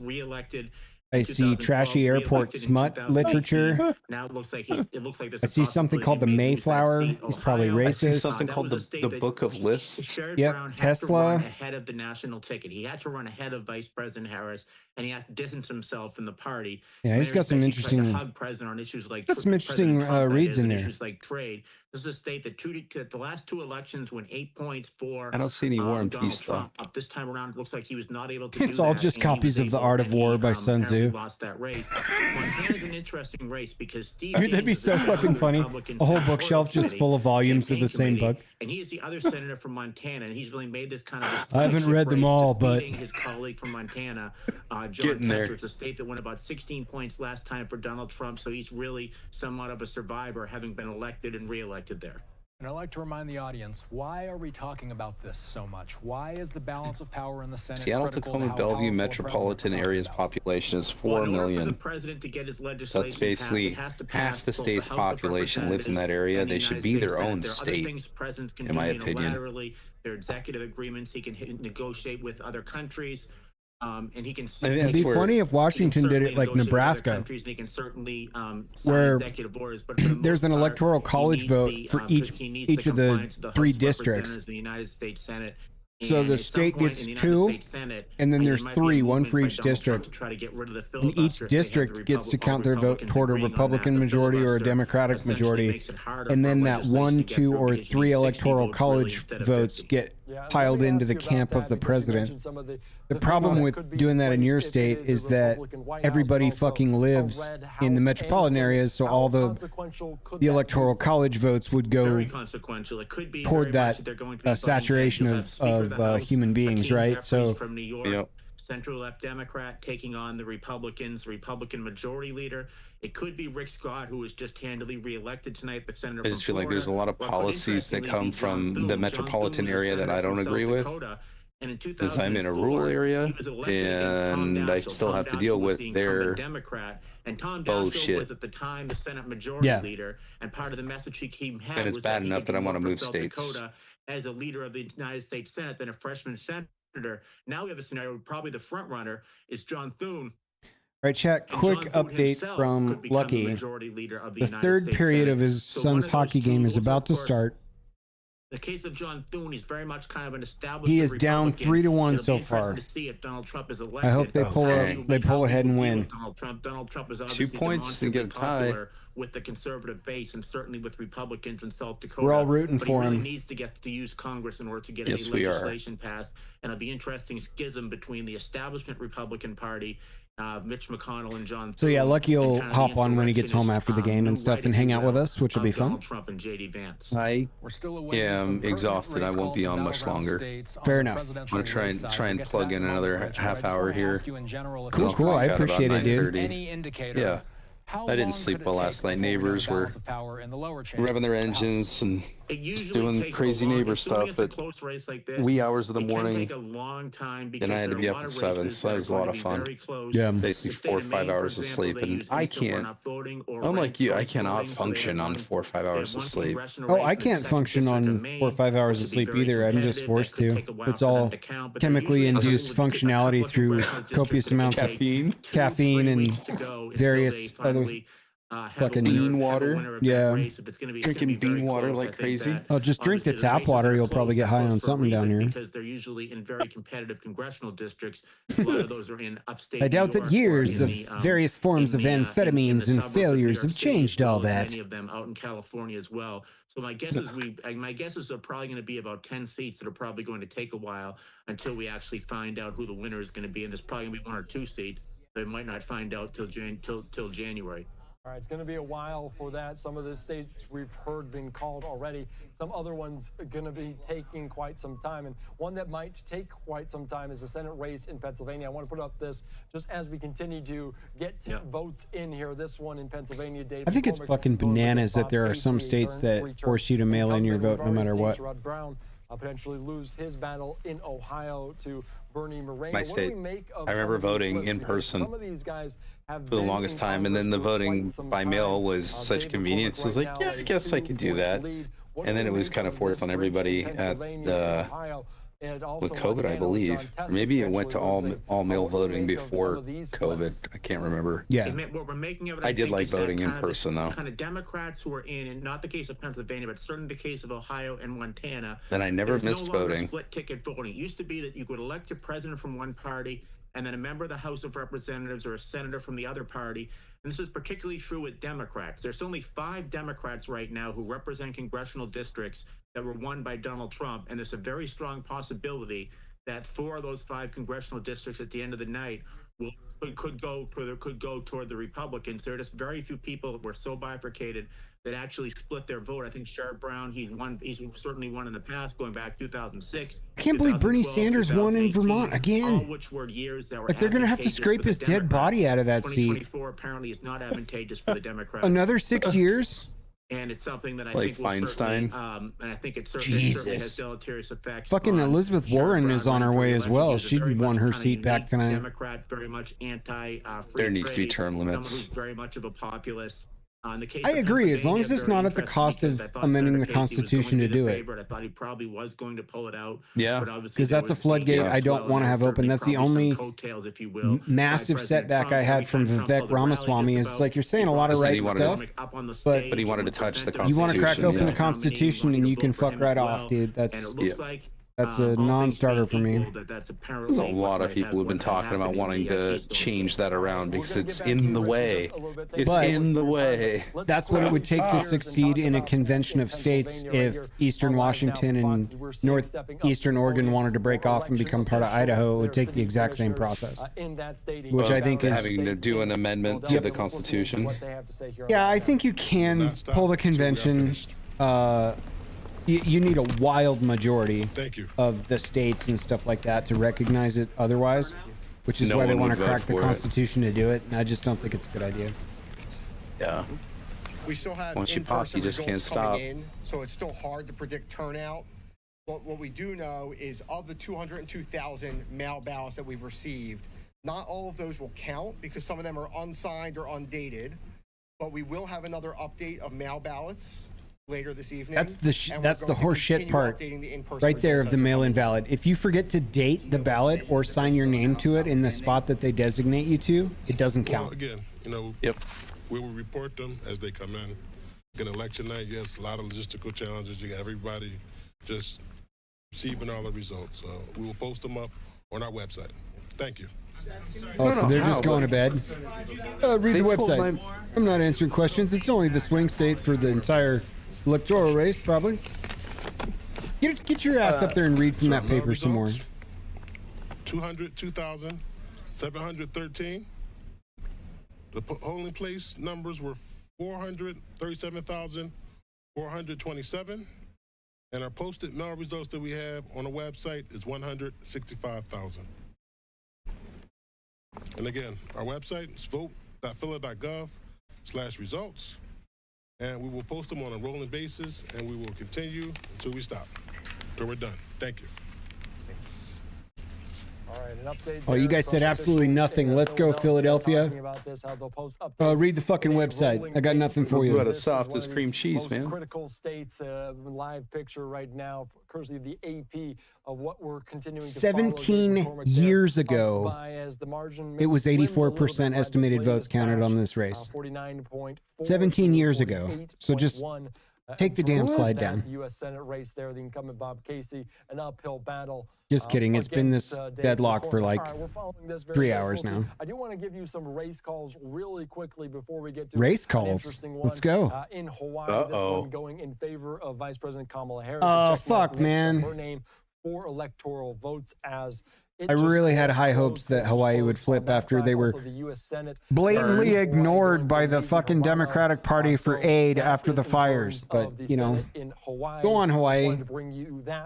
And we're also following right now.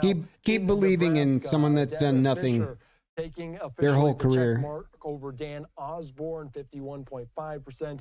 48.5%. So Deb Fischer, the Republican there. And Austin, I'm going to bring you into the conversation right now because this was... I'll tell you what, if the Republicans win this thing, dude, with a Senate majority or a House majority and the presidency, this was surprisingly knowing that Donald Trump can't serve a third term, right? Did put up a fight. Nonetheless, they had better get a bunch of shit in order. What that means is that we to keep their bench ready to run and run strong on policies that are working in this country. There can't be platitudes. There can't be, we're working on it. There can't be strong opposition if they have a majority in both. They need to start getting shit in motion that's sustainable and that's showing the country that we can win under red leadership. And the news needs to back off the racism shit and all the other distractive crap. Just Montana, that's going to be otherwise, a steep challenge for John we're not going to have too many more presidential Wisconsin, elections, Michigan, in my opinion. I'll just cycle through I have these never really had before we bring in Richard in my life an issue with in Wisconsin, 78% of the votes have been counted. Skin color differences. Like that was never. I was brought up that it was not an issue, and it was only until recently that it is an issue, and it's like forced upon me that it's an issue. And it's like, no, it's not. It's not an issue for me. You're telling me it's an issue. You're gaslighting me into telling me it's an issue. It's not an issue for me. You're only saying it's not an issue because you're not a marginalized minority like we are. Look at the color of your skin.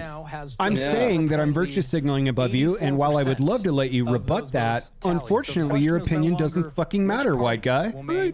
Oh, sorry. Is this something like that? Gaslight. Yeah. Okay. Yeah. Narcissistic. I heard a little bit about that right before I moved to Seattle. Yeah.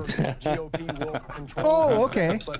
Ask my opinion so you can try and rub my nose in it, and I don't get to qualify words as an answer that's justifiable because case closed, you have white skin.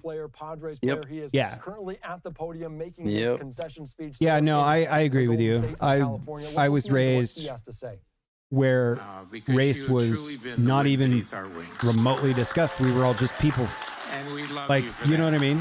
You judged on your actions. Yeah. Like we didn't care. Like, okay, you look different than we do. I don't care. Do you have the same? Do you like Ninja Turtles? Because I like Ninja Turtles. That's about how the conversation went when I was a kid. You know? 100%, man.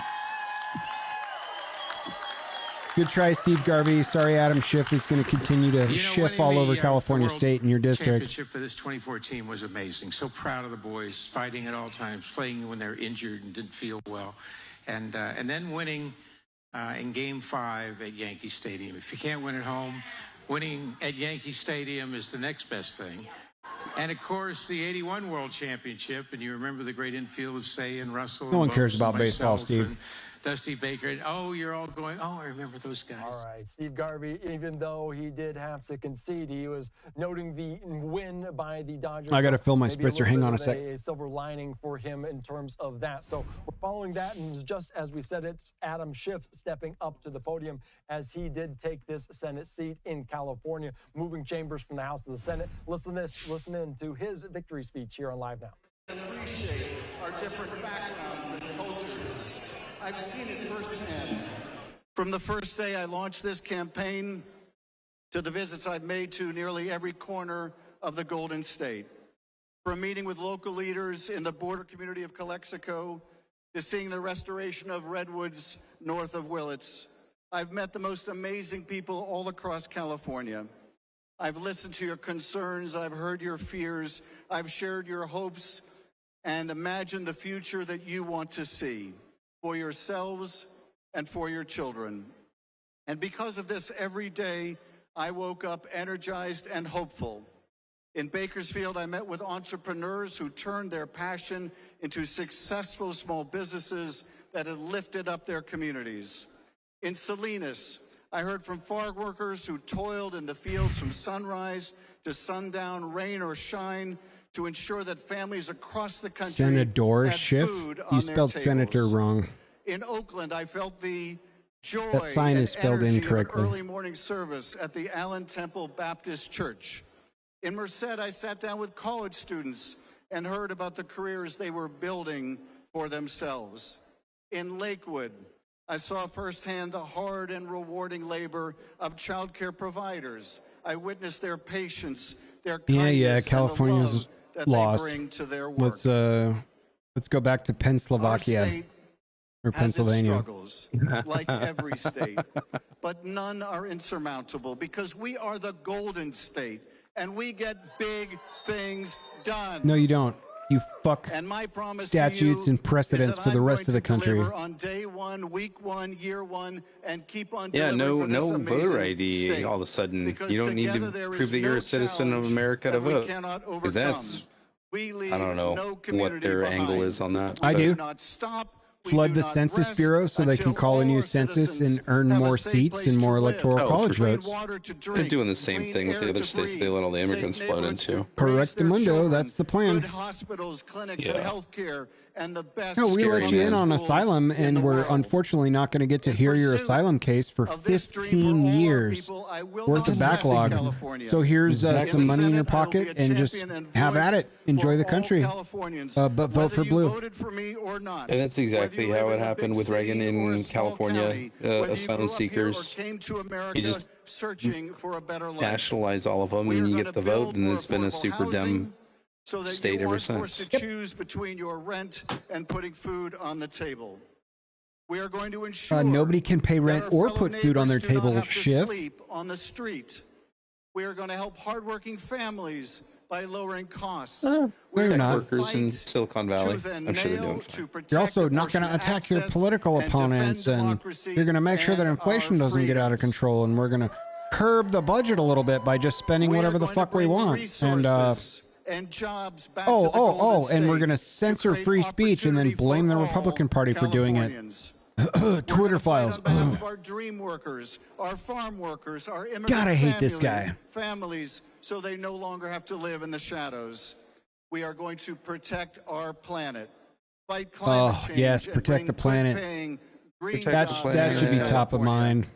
It is a big task. Oh, it's a I huge know, task. So big, but Schiff. we can do it because Man, we are going to do it Google together. won't give me a straight I'm answer. determined to fight every When was the single last day time on behalf of California this voted great Republican? state and its And it great has got people. everything And I am about their so voting thankful history for your trust uh, and your support. recently. And I can't Well, wait for a Like, I wanna president, do this I don't job know. I mean, with I you think together. Schwarzenegger ran as a Republican I want to governor. 88. Thank 88 my was the incredible wife, last Eve, time. and yes, Yeah. we are Adam and Eve. And that was for Bush. Oh, My kids, that went well. Lexi and Eli. Bush #1, right? Lexi's 88. boyfriend, Yeah. Eric. Yeah, Gets Bush a 88, shout-out. #1. My brother Daniel Dick and Cheney, his wife bro. Amy. My But he's a brother good guy. David and his No, he family. joined the Harris Waltz party. Did you hear about this? Yeah, so now he's okay. Yeah, you got to give him a stamp of approval at that point. If Harris Waltz wins, they will go push for more war and big war machine. That's the only thing to keep the people distracted and the funding flowing. But this atom, and that's why Dick Cheney wants a peace. Dick Cheney is Halliburton. He funded the entire logistics line for everything that went in and out of Afghanistan and most of Iraq, or all of Iraq. Definitely all of Afghanistan. Probably not coming back too. Yeah, of course he's going to join the Harris Waltz. While they're no longer with us, I wouldn't be standing here. And he's a really, really good guy, if you remember.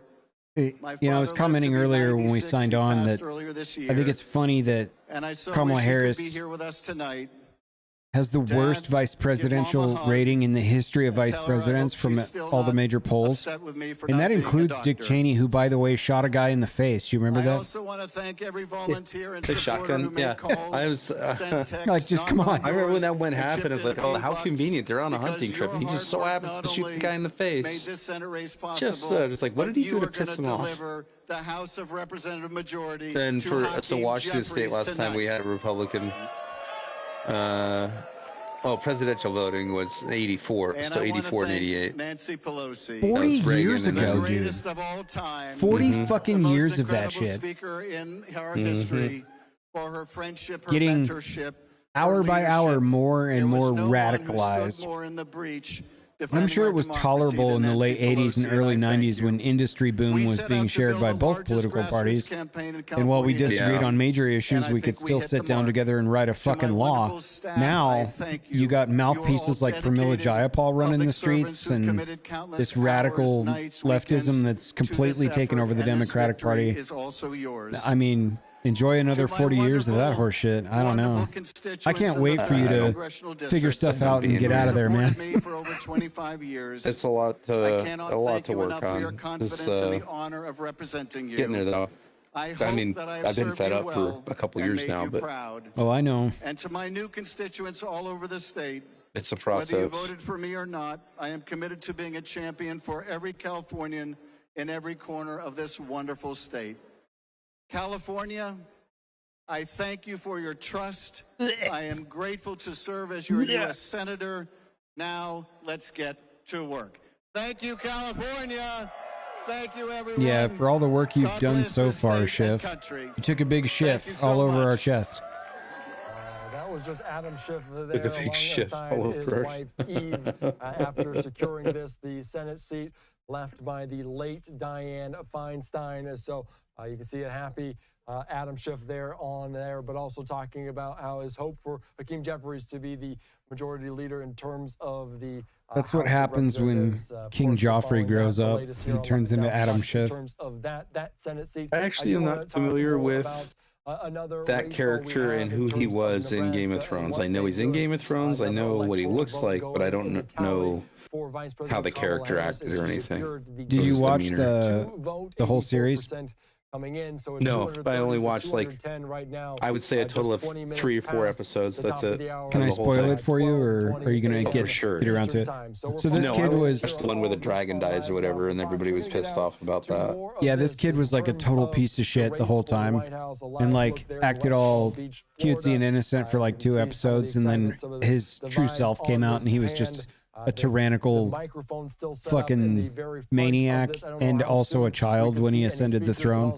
So he betrayed Ned Stark and took his head right in front of both of his daughters in a town square. So look at Kamala's dancers are back.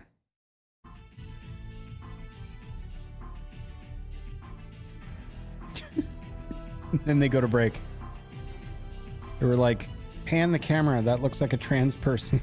It just cut to break right away. Yikes.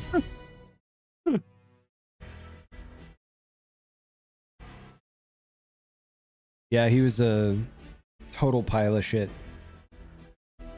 Well, he was a pile of Adam Schiff, turns out. Dude, they called it for Bernie Moreno. Sherrod Brown is out. He's out of Ohio. Get out of here. Eric Hovde swinging back around. Let's go.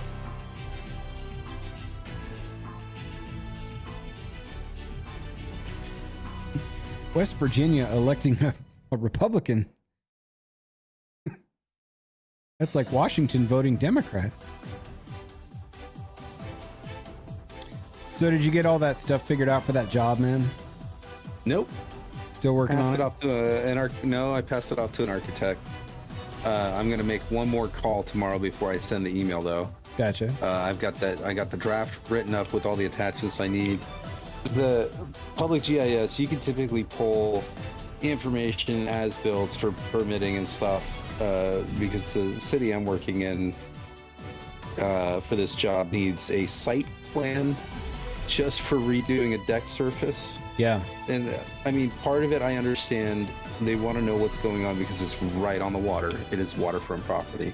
And I am 100% for knowing what people are doing with their house right on the water. As I've seen some pretty shady stuff from people that have waterfront property and they just don't give a fuck. And they just throw shit in the water all the time. It's like, bro, I love surfing, I love the water, I love the Puget Sound. And that part of me, like hardcore Greenpeace when it comes to that, man. There's been enough industry around here just dumping shit in the water that it's been like a super fun site in downtown Tacoma with the Theos Waterway. Yeah. And then the copper smelting mine, a Sarco plant in Tacoma. Majority of yards and like areas of grass in North Tacoma were just poisoned with arsenic, so they either had to dig it out or cap it, one of the two. And so, yeah, there's pollution like that where it's forever chemicals just going to harm the environment or getting into our genome in some form or factor and cause birth defects.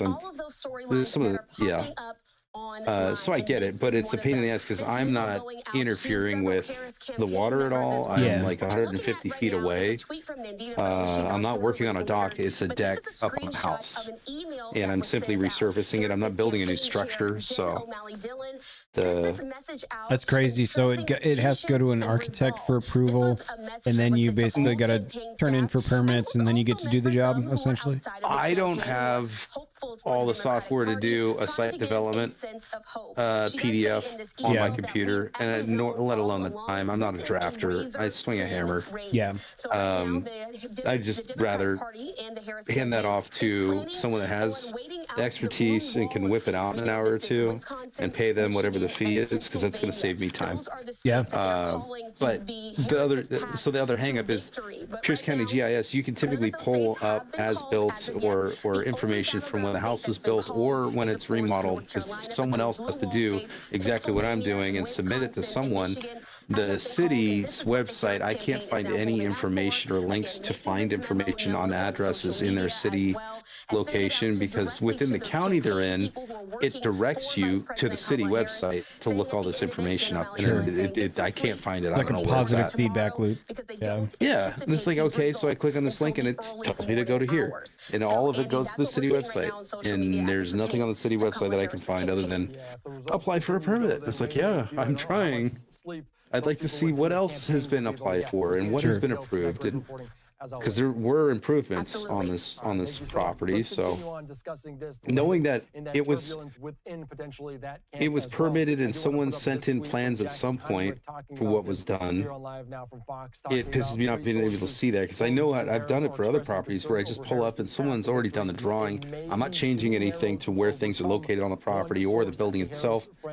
I just send them in that sheet and save me a ton of time. But it's really frustrating because this is a really simple, like, 3-day job, and it's only 3 days because I'm being very careful with the glass railing. But sure, because I have to reassemble it after everything gets put back together. Then it's don't, for anybody out there that cares, don't use a roll-on deck sealant in a really wet climate like Washington State. So you either have to apply it every 6 months to a year, or it's just going to start leaking, and that's exactly what's happening to this. So the good thing is that what's underneath it is just a shed, so nothing really important, but it's going to cause damage to the frame eventually. A good thing is whoever built it, I think he was a contractor that owned the house previously, used pressure treated 2x6s, but I don't think he used marine grade plywood, and then just he glued it down. I don't know if he screwed it anywhere because I can't see any screws, but the whole process that I'm going through is going to be marine grade plywood and PVC fiberglass core membrane that's got a 10-year warranty, and it's got welded seams and all that, so way more resilient, way more waterproof for this kind of environment. It's actually a product out of Canada. So for wet climates, if you're starting from zero and you're building something new, would you recommend a synthetic material like a Trex type of material for your decking if it's going to be that wet all the time to avoid?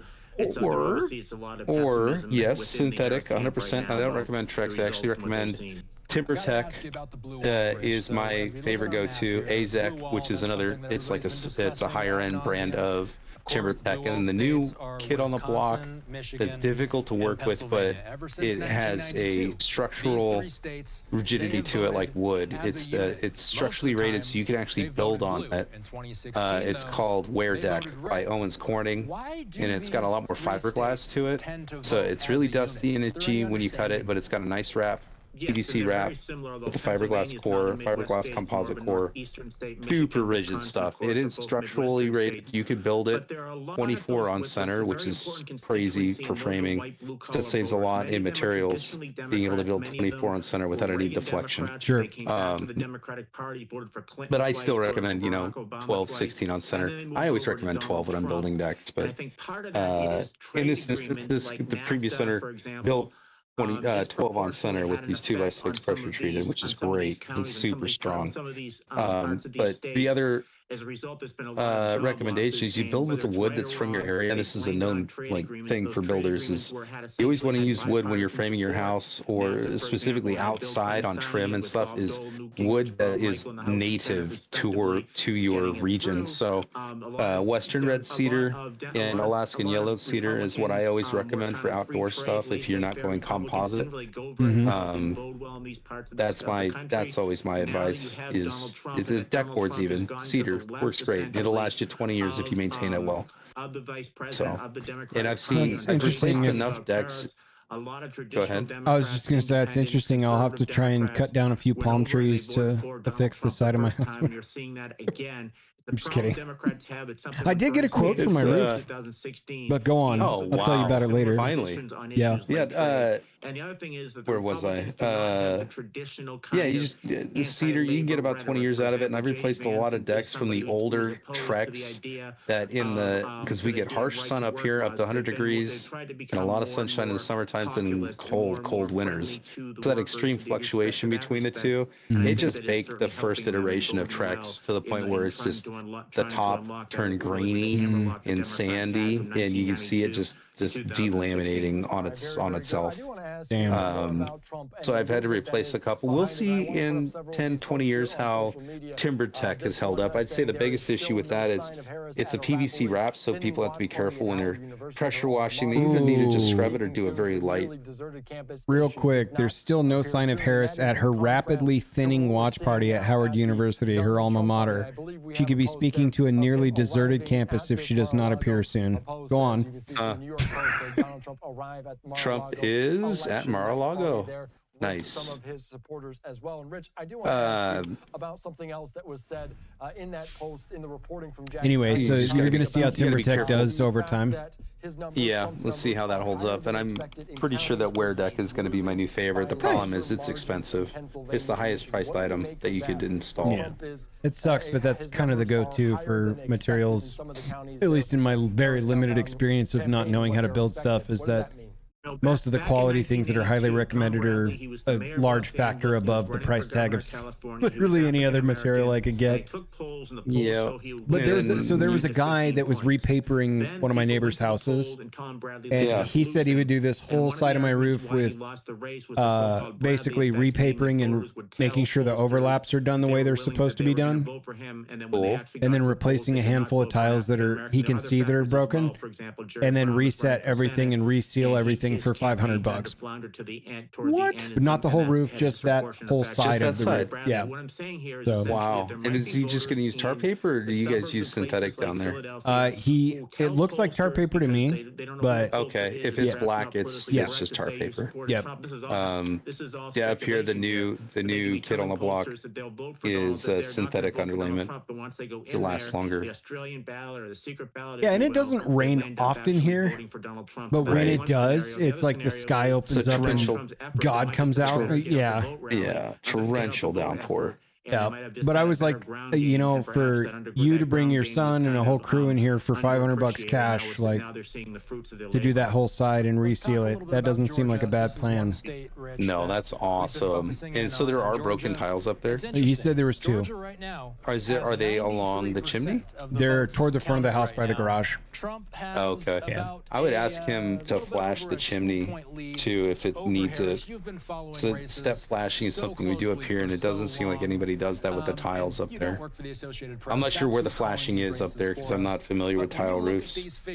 Yeah, I'm not familiar with any of it either. I just assumed that's where the water was coming in and then pooling up somewhere and finding the path of least resistance and then coming into the house from there. So and that's the hardest part of leaks in roofs is that it'll be all the way at the ridge and then leak all the way down to the wall. Yep.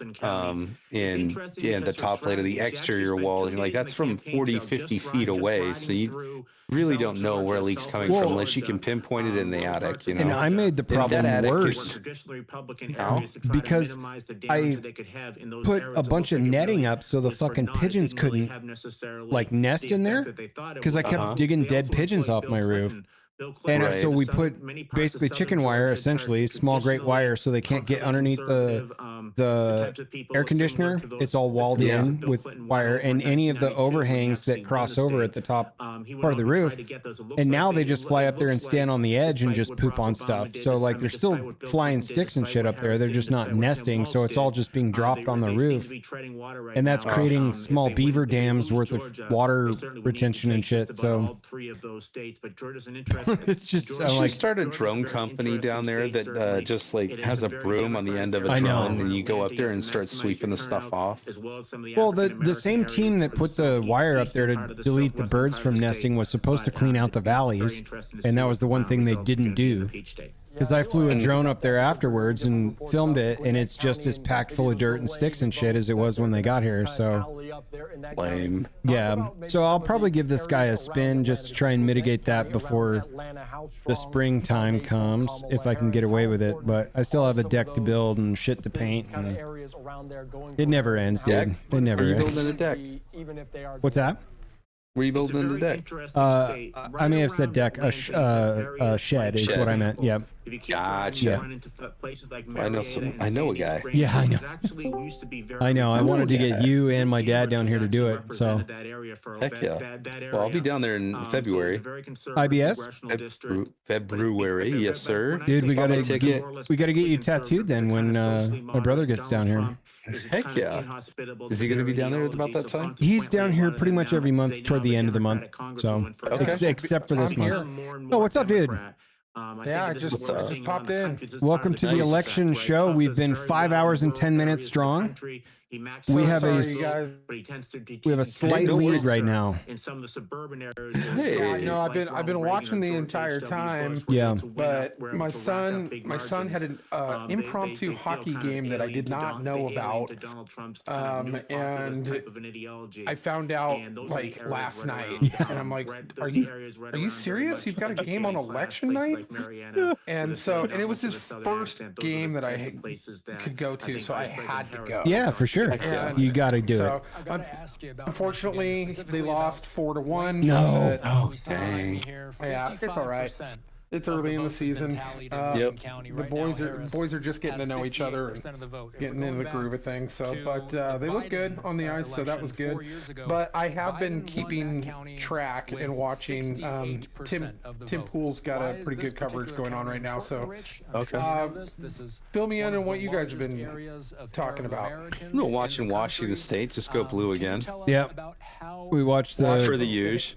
Yeah. The governor race was so tight until Seattle Seattle and King County were called, and then immediately Cairo 7 called the win for Turd Ferguson. So that's kind of how it went.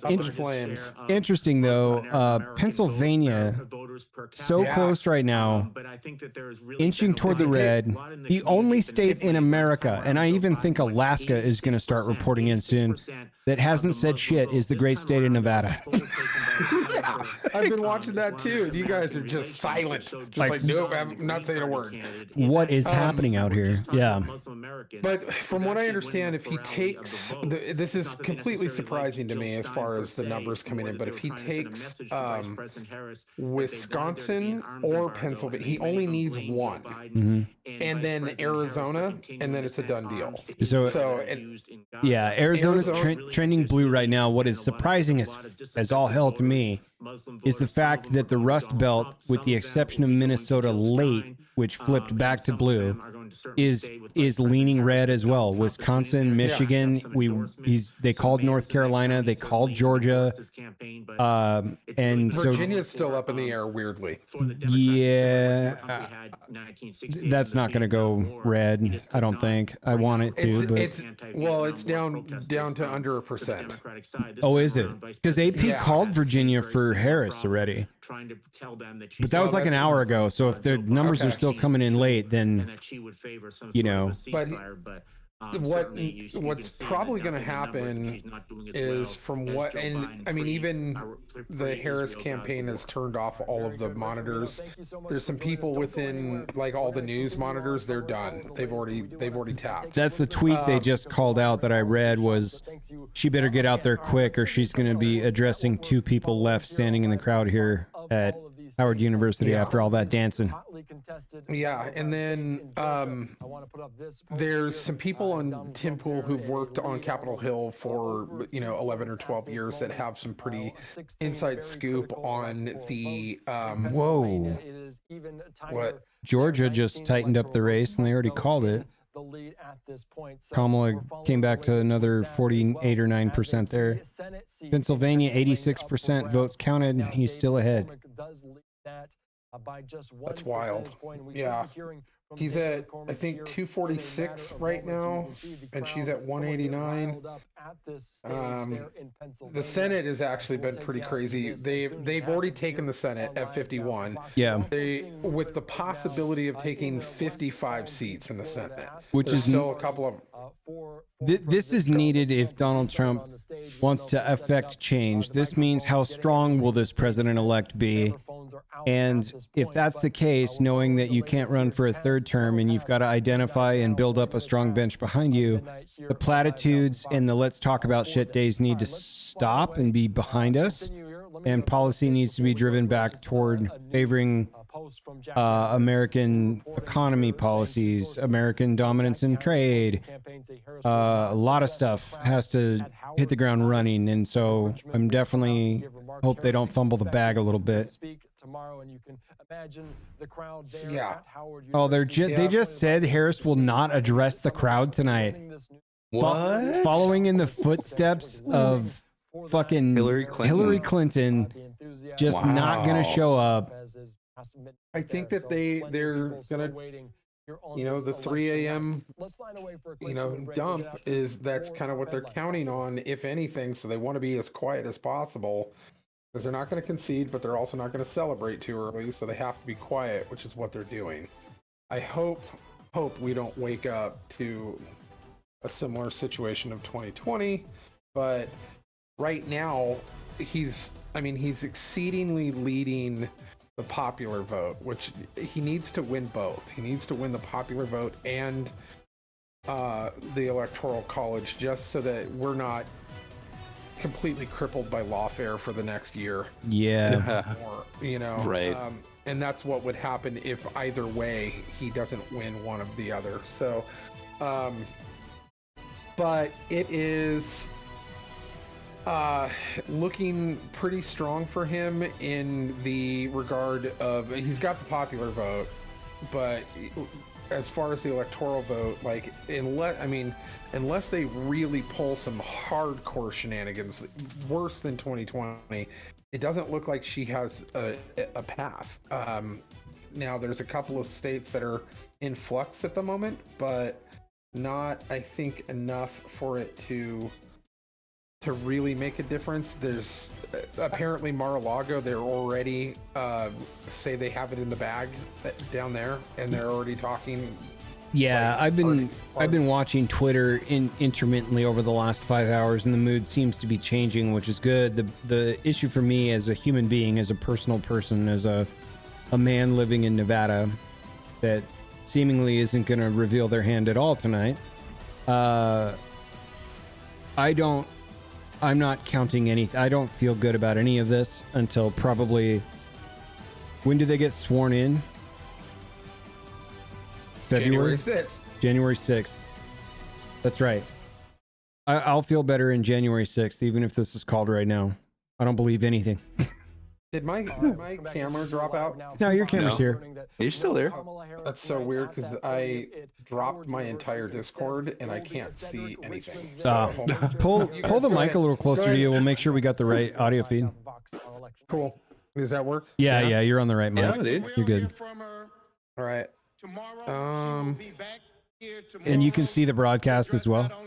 Nope, I can't see you guys at all. Like, I don't even have Discord up. It minimized and went away.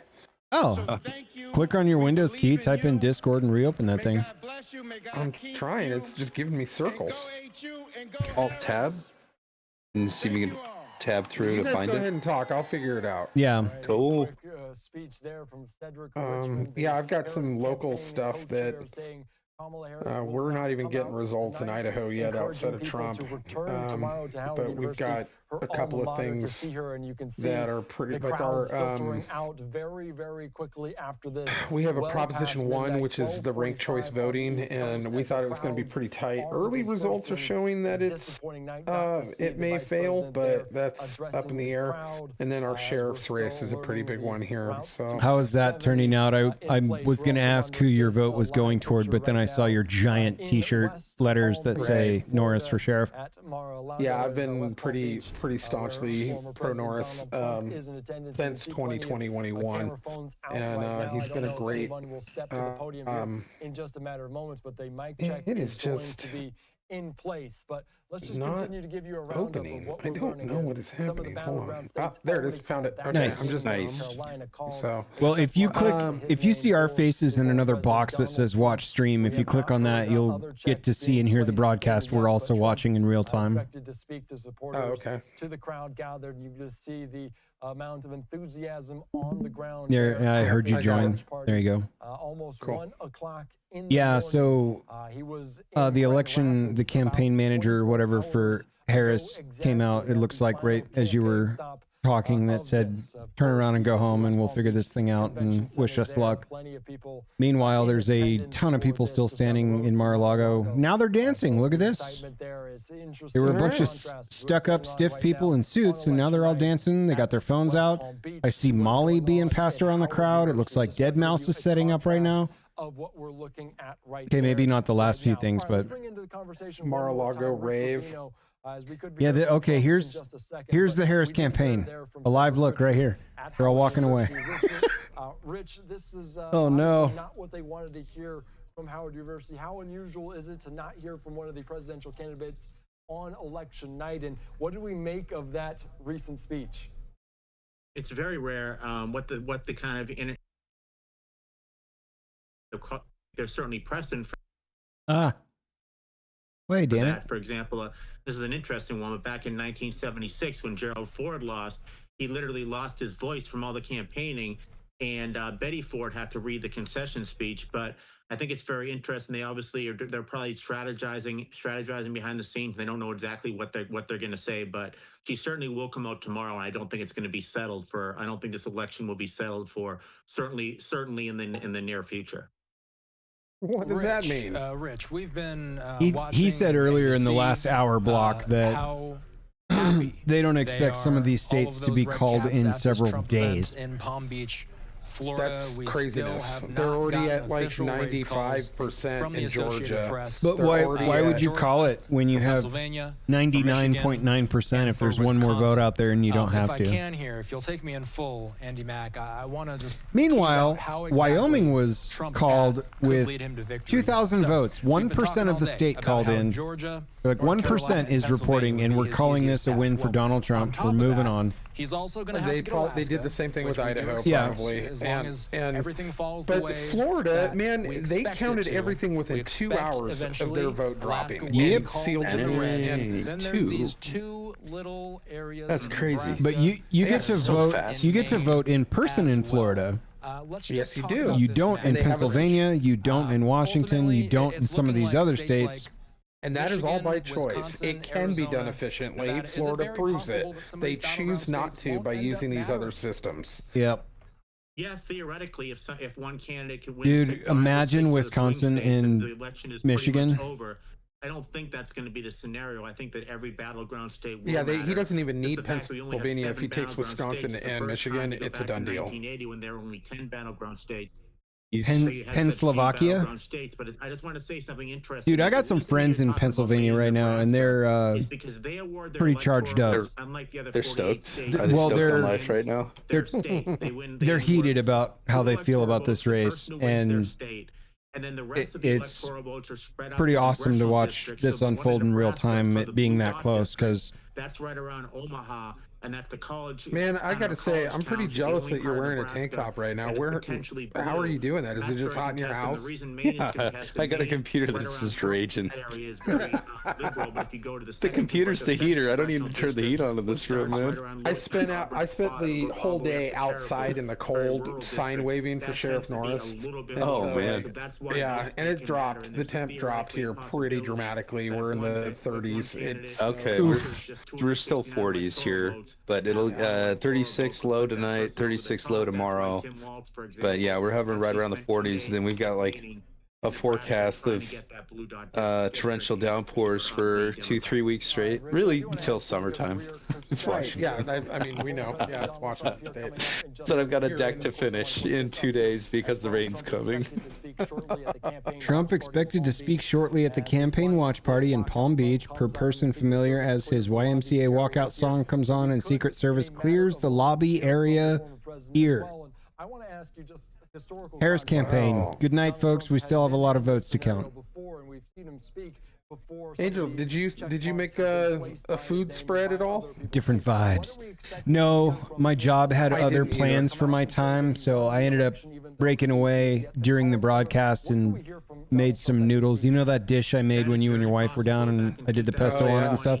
I did that, but without the pesto this time, and I had some leftovers. So rather than race out after that, I basically got online right after work. We've been at this 5.5 hours now for me, so I got on around 8, I think. yeah. Oh, okay. Mhm. Yeah, I checked in earlier during the day because after we got done sign waving, then we came home immediately, and I took my daughter, who is not quite 19, to go vote for the first time as a family, and it was pretty cool. Oh yeah.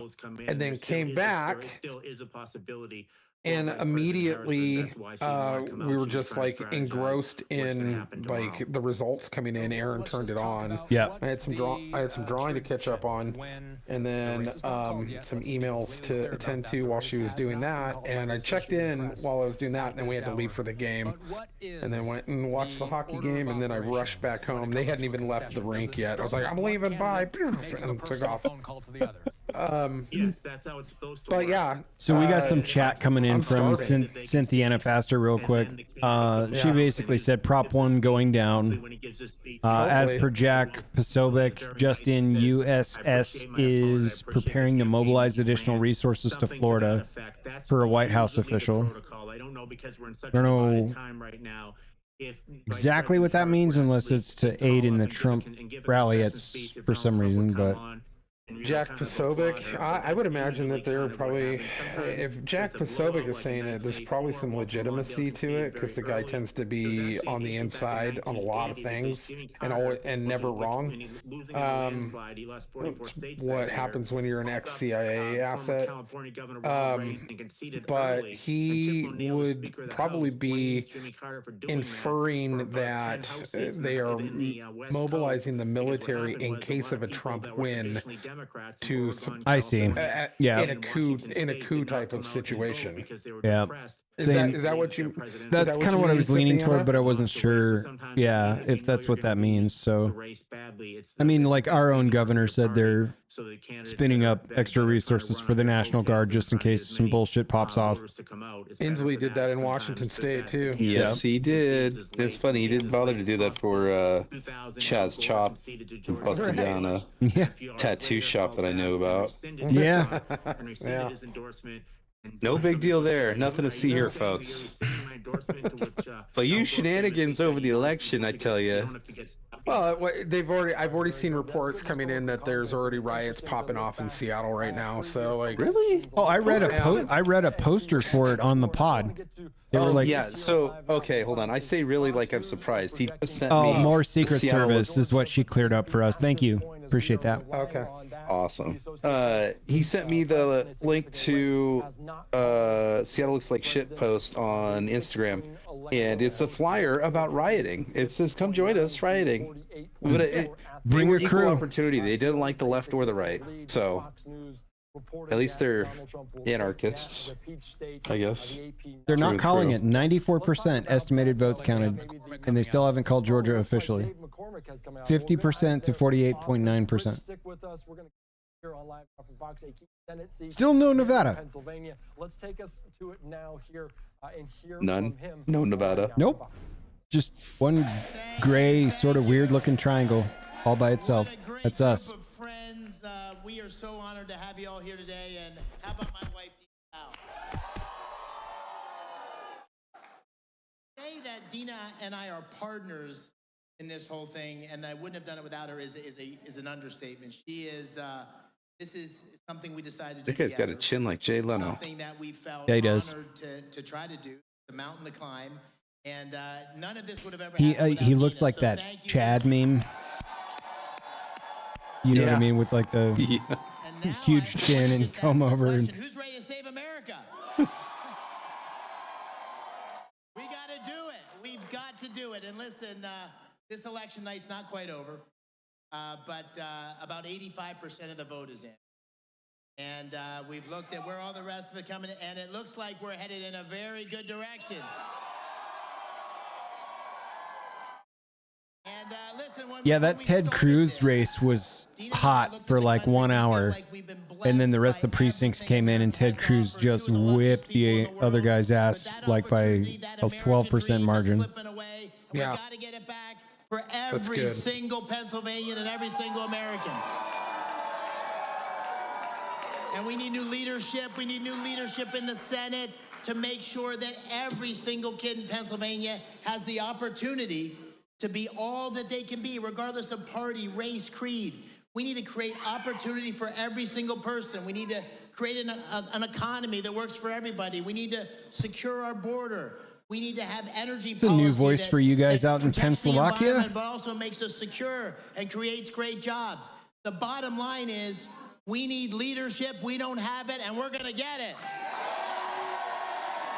This guy's got Ray Liotta vibes for me. And so, a little bit. Listen, which I'm kind of cool in the with. coming days, the election results will be finalized. We just actually watched And when they Goodfellas are, with Kate for the we first will time look last night. forward You need to rewatch a new agenda. Cocaine Bear. America. And we'll Cocaine look Bear. back on this day. That was the last today, Actually, and at the we'll say shop that was like the 2 day days ago. that we tried. Check this out. Cynthia Anna Faster says Antifa rioting on Capitol Hill in Seattle, battling police near Chaz area. Back on track. Aww. Well, Yeah, they had a flyer for that on Instagram to come join them, regardless of who wins tonight. It was pretty telling about the condition of that city. And my brother went to West Point, and my mom and dad went with us to West Point for 8 years in a row. And they hadn't gone back for 35 years, and we took them back last Trump last to fall. speak soon. We'll see what this is all about. With Dina's parents as well. And So I'm going to turn him down a little bit because it's a I won and the other guy lost speech for a second. It is Pennsylvania, which is important, but McCormick to go to the Senate as a Republican representing Pennsylvania with an 85% majority right this second. Talk to me about Sheriff Norris. Where's he at? How's he feeling? How much pizza did he have? Actually, he did feed us pizza today, but it was on the side of the road, so it was street pizza. Road pizza's better than no pizza. That's true. Actually, we just got information because everybody's been wondering because there hasn't been really any results coming in. Some just came in, but a friend of ours who works down at the polls, which Erin typically does, but she was busy tonight, said, I imagine results are going to be later than usual tonight because they actually had a judge take the results from the polling places down to the polling center. So, but from what I'm gathering... There it is. Let's go. Paul's mom makes an appearance on the podcast. Yeah. Let's go. That is so cool. Your mom's the best. Yeah. Thanks, Mom. Dave McCormick making these speech to supporters. Oh, you're playing Gardic Phone. What is Gardic Phone? Right there in Pittsburgh, Pennsylvania. Oh, what is that? What happened? I have no idea. You clicked on something. Of course, I didn't click on it. It wasn't me. No, it's coming from Liberty Rogue is playing Gardic Phone right now. So we're still awaiting the It was me, and I don't know how I did it. I'm gonna try to get rid of it. Okay. He's expected to make some remarks coming up in just a little bit of time. So on your profile, when you move the mouse down, you'll have like turn my camera on and off. You'll also have a little X that says like stop sharing or streaming or something on there. You'll want to click on that and then choose the menu item that says turn off whatever you're doing. Swing vote potentially as they incumbent could be flipped in terms of blue to red right now. So we're following the latest here on this. And we do want to give you another call, and Fox News was reporting it just a little bit ago. We are relying on the press right here about Georgia, and we are just hearing this call coming in right now at this point, talking about Donald Trump winning Georgia here just about 1 o'clock in the morning on the East Coast. I just want it to go away. Check mark next to the name of the former president right now over Kamala Harris, the vice president. So it is now 2:46, closing in ever closer to that 270. There you go. Right that worked, now. whatever you did. So they're now calling Georgia a second time for Donald Trump.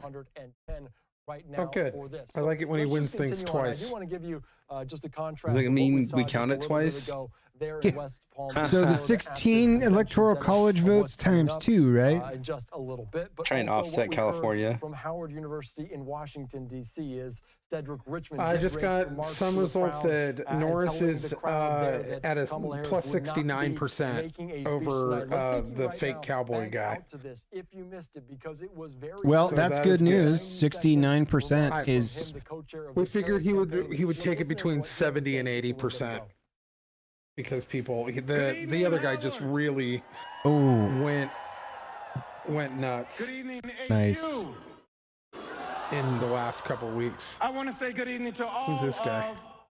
This is the campaign manager for Kamala Harris. Family. Thank you for all that you have done. Thank you for being here. This is the sacrificial lamb that they put on stage to tell everyone she's not coming out. Mm-hmm. We still have votes to count.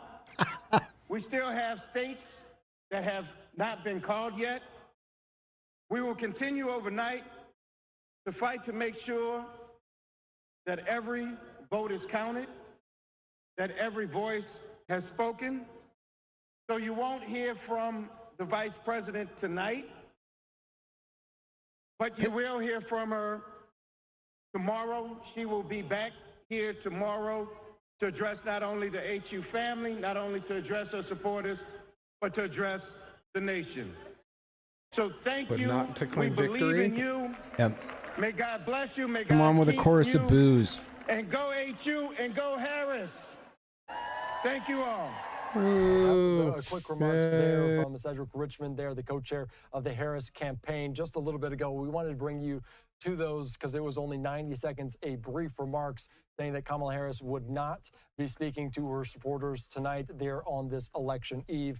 We're also expecting to hear from Well, that's President not Donald surprising. Trump She doesn't do West Baltimore, podcasts or interviews that aren't on her terms or talking points that weren't pre-written or an independent thought piece as Paul mentioned earlier. It didn't come from a teleprompter, so I'm not super surprised at this. Trump, right now, let's continue on. Let's bring in Rich one more time here on Live Now from Fox before we hear from the former President Donald Trump, could be the next president as well. How critical was Georgia being called for him, and maybe how closer is he to regaining the White House? Very important state. It's a state that Bill Clinton won in 1992, lost in 1996. Barack Obama was the only president to Barack Obama rather carried it, and Joe Biden certainly carried it in 2020. I think it's a real lady so it's killer. a very critical state. It's a state. Yeah, we were trying to read the titles of the books he had on his bookshelf when they brought him in at the top of the hour. Going from event to event. A lot of airport trash romance novels by my estimation. I think they viewed it as absolutely critical. It doesn't mean that it's necessarily decisive. But I the love fact my that they lost Harlequin North Carolina was the closest state that Donald Trump won last time, and Georgia, which Joe Biden barely won last time by about 11,000 votes. It's obviously is something that it's a good omen for the Trump campaign. This guy. Yeah, ultimately, Rich. Let's kind of play this out for us Dude, here. I got absolutely accosted this weekend Trump by an old lady. It was like marching down the sidewalk with like tinsel coming out of this like fake 4th of July looking top hat, electoral votes. Michigan and then asked if 15, I had Wisconsin voted. 10. I've already Made sure I had voted. These little, it's like, yep, I voted in wave 1 on day 1 of opening. It looks like we're actually, this is the first time I'm seeing that we're starting to see some results. Oh, Arizona's back to a red color instead of blue. Nevada, let's go. Being tallied. Show me the red wave. Come on. Like Trump has Arizona was predicted to be completely red. Harris with 47.6. 50.9 to 47.6. 75% in Nevada with has been counted. Dang, man, they just like threw it out there. They didn't like trickle that at all. No, they were like, Nevada is here.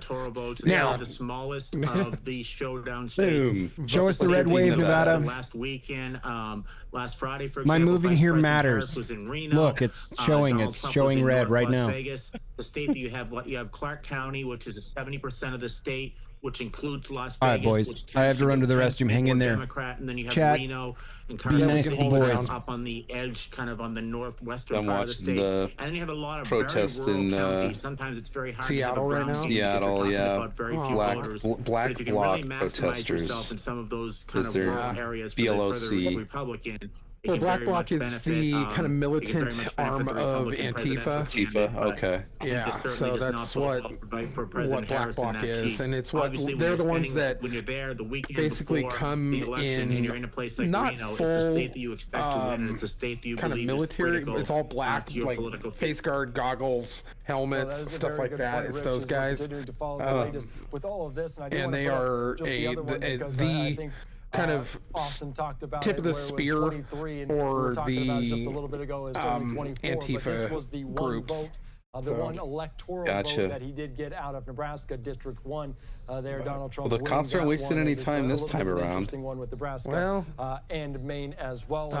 They want to win more elections, and the last time this all happened, it got a little dicey for them when it comes to elections. They almost lost a few. They need to crack down a little harder this time. Yeah. I think it's those blue at least wall it looks states, like it. We'll see Pennsylvania, what the I'm wondering Michigan, if half remnants are tomorrow. States from 1992 if half my old through 2016 artists from my shop are all in there. Year, in the John group. Kerry in 2004 when he lost. Oh man! Donald Trump during was the able to upend, 2020 election, actually it was the George Floyd riots for it's the whole Chop Chaz thing. They were out there. They were out there live streaming themselves, like throwing bottles and bricks at cops and supporting. Polls right now are showing him a couple of points ahead. That's why they don't talk to me anymore. They were pissed that I wasn't a part, like I wasn't supporting it.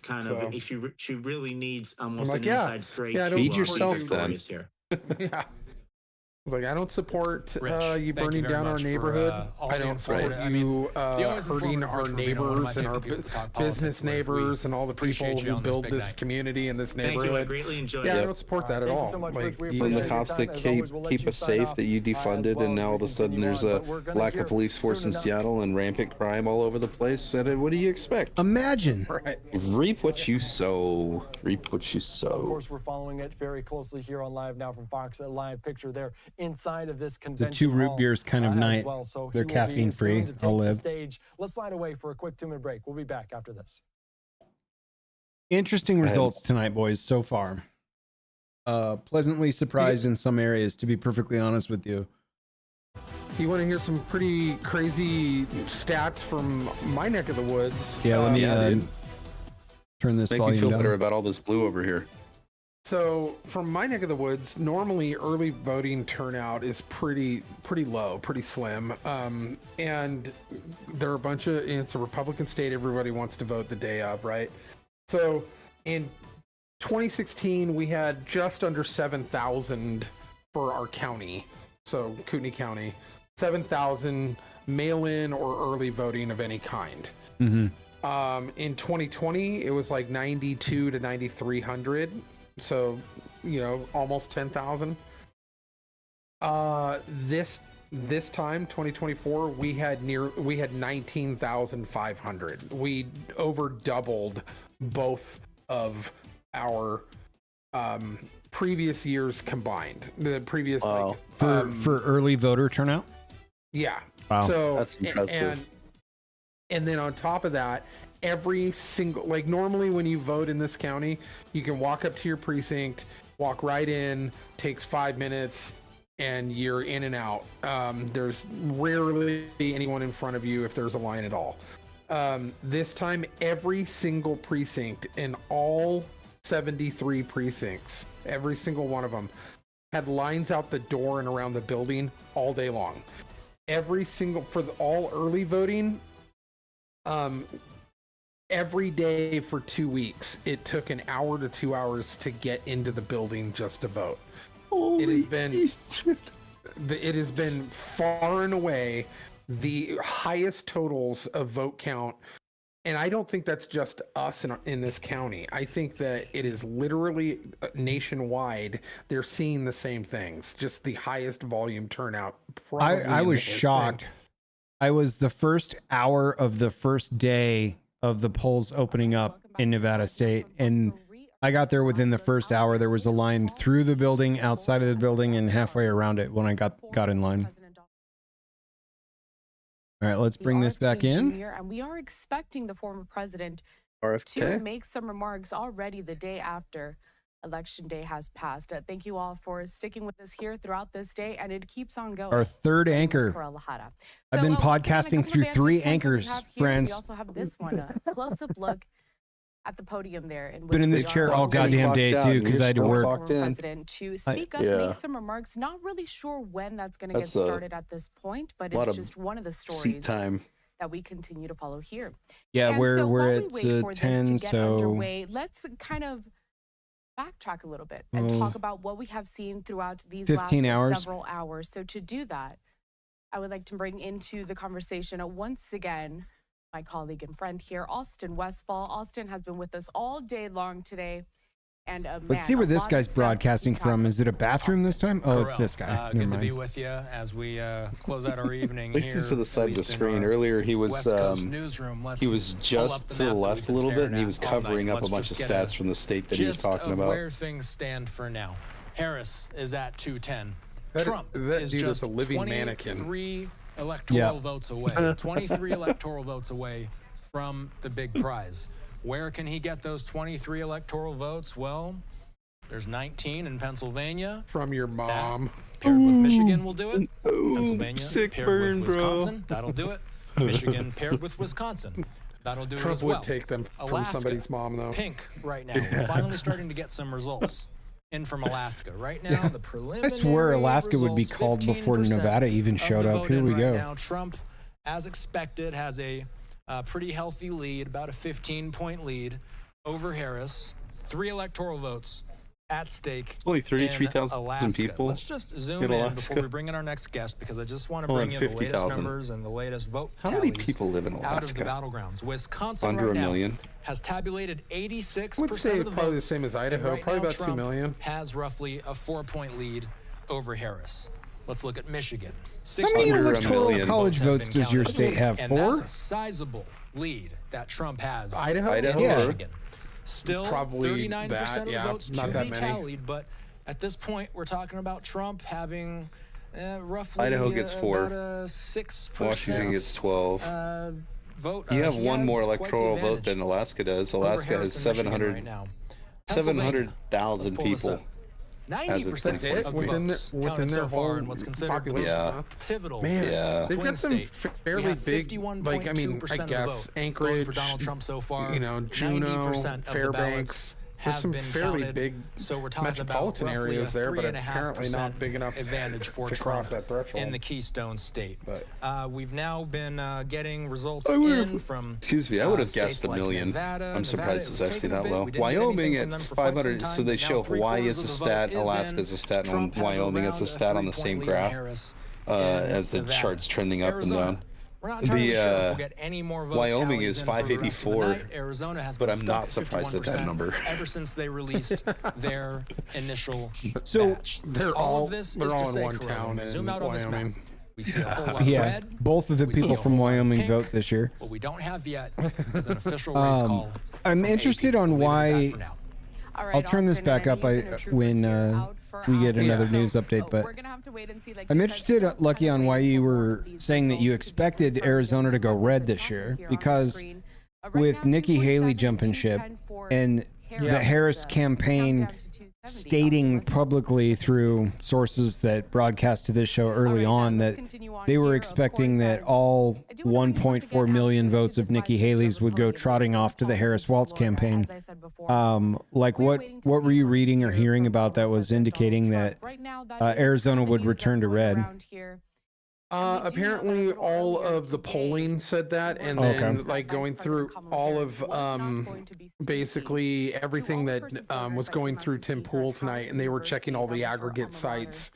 We're all saying that it's pretty much a done deal that Arizona is going red. Exit polls and stuff. Yeah, except for Carrie Lake. Apparently Carrie Lake is struggling pretty hard there. So, but everything else is going red. So, apparently she's just a bit abrasive for the desert folk down there. So we'll see. Nevada's closer than I thought it would be. Hear that Vice President Harris wouldn't be addressing all those people that came out to see her. Well, it's no surprise given what is we've that seen Luntz? in the polls What's his and name? what we've seen in the results. Oh, And this as guy. the map I don't shows, know. I mean, the path to victory for Trump is multifaceted.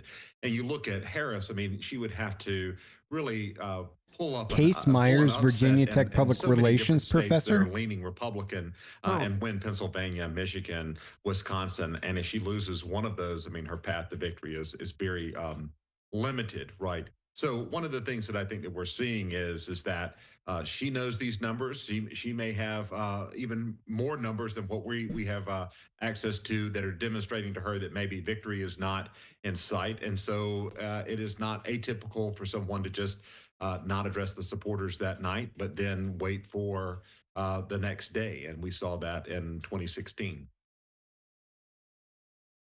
All right, so Casey, Delaware also, state senator becomes first transgender elected to U.S. Congress. Trump's going to speak here. It seems a little bit like deja vu. We saw something similar back in 2016. We didn't hear from Hillary Clinton right after those election results were first coming in, but we did hear from the former president. So what can we expect from that appearance tonight?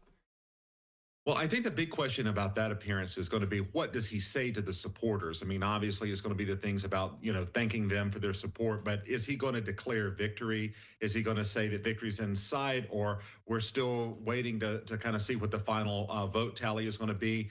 In all likelihood, the final every vote counted and accounted for is going to happen not tonight. It's going to happen days from now. And so are we waiting on that, or is he going to say, looks like that we're headed to a victory now? And it does appear that he is. the question I think now is how, what is each state? How is it going to come down? What is that margin going to be? There's also going to be this question about the popular vote, and we don't know what that is yet. Could there be a Trump winning the popular vote? That's something that's been a kind of a recent development as of tonight. A few days ago, we were looking at polls and other outcomes that kind of didn't account for that. So what I'm looking for from him is to see what he says about his own victory and see what he says about the states. I'm happy to see the initiative in Washington State passing to get rid of the natural gas tax that they were trying to do and to keep people from using natural gas in their homes. Nice. So that went favorably for you at the end of the count? So far, only 56 are counted. I don't know, maybe they stopped for the night or something. So it's been hanging at 56 for the last 2 hours. Yeah. But the other 3 on the Let's Go WA, all the other 3 are no's, and they should have been yeses, because one of them was long-term health care that they're forcing people to pay into. I don't have to at the moment as a sole proprietor LLC, but when I hire employees, eventually that will be part of my payroll if I go that far here in this state. Well, I would say that there's obviously the signal is repeal positive cap because he on carbon emissions. seems to be from that shot a lot of That goes into our gas enthusiasm in the tax, and audience. also And how so I would see that corporations as, are able to net just buy positive. And carbon obviously tax Harris credits. not They were addressing trying to get rid of supporters that. and them going home They is a decided to keep negative. it, which is great. Good for you. One of the Really not. questions that we have right Yeah. now is, And then there was also is a he tax on waiting capital gains tax hear that they're some trying to implement here. rallies? It is all They kept it. likelihood They Alaska they will go Republican don't as want to repeal the traditionally capital Republican. gains tax. It looks like from the polls that So Pennsylvania is transferring wealth when you die and stuff like that is going to be a lot of Michigan and legal Wisconsin, hurdles. I mean, and Nevada are still states that we don't know yet either, but are leaning Republican. So again, I mean, is he waiting for long-term something in assets terms such of as stocks and account to bonds. come back to the to his headquarters, or and then also what is he going to say to the supporters in terms I guess of it's not on this victory? property, Is but this kind of the traditional victory speech? If you So remember LA back in Times 2016, or New York when he Times addressed the and supporters, all it of was a the victory like speech. And, betting sites again, have that's got typical Trump of winning elections, at a on the winning dramatic side level, to like address the supporters between that the evening. high 80s and low 90s with the person percentiles. that loses the election So addressing their supporters sounds maybe about that right. evening or maybe the day after. But or that doesn't mean that information comes in. Philadelphia But again, isn't these kind going of to close elections, magically you come have up with a long election bunch of nights, and new again, the batches fact that of they're sticking around ballots is that, something oh, we that I think found that they are all of pretty these. optimistic And about the outcome. You know the ones that we threw out because they didn't have names on them and stuff, or they forgot to write the date on the square? Well, we filled them out, and then magically they were all for Harris Walz. Well, I can promise you right now that not only does Florida, but Texas already has paperwork written up, ready to go to file a challenge to the Supreme Court on Pennsylvania for that, due to the fact that it's already been proven and it's not even even objective at all. Like, it is absolutely 100% clear that the census messed up really bad in Pennsylvania in the last census, and it is really off, and it hasn't been fixed. And so if they do this and it flips overnight, they've got them in the barrel. They've got these lawsuits in the barrel ready to go to the Supreme Court to challenge it on the census, because they overestimated their population by a lot, like a couple 100,000. So so yeah, there's those are, I mean, they're in the chamber ready to go the minute that happens. So I think that they were far more prepared for these things. There was a lot more like stopping bad things at polling and keeping cameras on things, and law enforcement getting involved all over the country, making sure that there was contingency plans if like there was gas leaks and people had to be evacuated, or they were citing toward the 5 o'clock hour tonight. They were citing that there were 32 bomb threats called in Georgia and 27 in Philadelphia, all accredited to Russians. Yeah, they were all Russian hoaxes, it turns out. Know that, in all likelihood, So what's been going, like, I think they've anticipated a lot of this stuff. Traditionally, and did the best to their ability to put their fingers in the dam wherever they could and play whack-a-mole throughout all of this and try to make sure that like they did everything they could to keep. Is that Nigel Farage in the down in Florida? It is. It looked like it. Yeah. A lot of momentum there in Florida. No, they past midnight at this point, but I want to bring us back to just last night. They said that Wisconsin screwed something up and they just came right out before it became an issue and said, we're just going to start the count over from zero. We're going to try again from the beginning. So give us a few. So it's like, oh, okay. It's kind of fun. Both of those speeches. I think Harris spoke for about maybe 20 like people will riot. So we need to just say we fucked up and start over from scratch. So they did. Yeah, to those supporters. I mean, isn't the whole thing that happened in Kenosha was all kind of based off of that kind of stuff too? The fact that there was some shenanigans up there. What was the Kenosha riots about? Were those George Floyd riots? Police brutality. Police brutality. Campaign seized upon a lot of issues. I mean, he took a negative, which was the comedian's joke about garbage, and then used Biden's comment to then reverse that negative momentum for something for himself. And so, again, that's really kind of the momentum going into the end of the campaign. Some of the things that he was doing, I mean, we think about, and there will be a lot of kind of after the fact analysis of what went on into this election and what made him win. I was saying earlier, I've got either a bottle of whiskey I can open or these papers I've drawn up to sell my house, depending on how tonight goes. We'll see. Staying on message, having events, having rallies.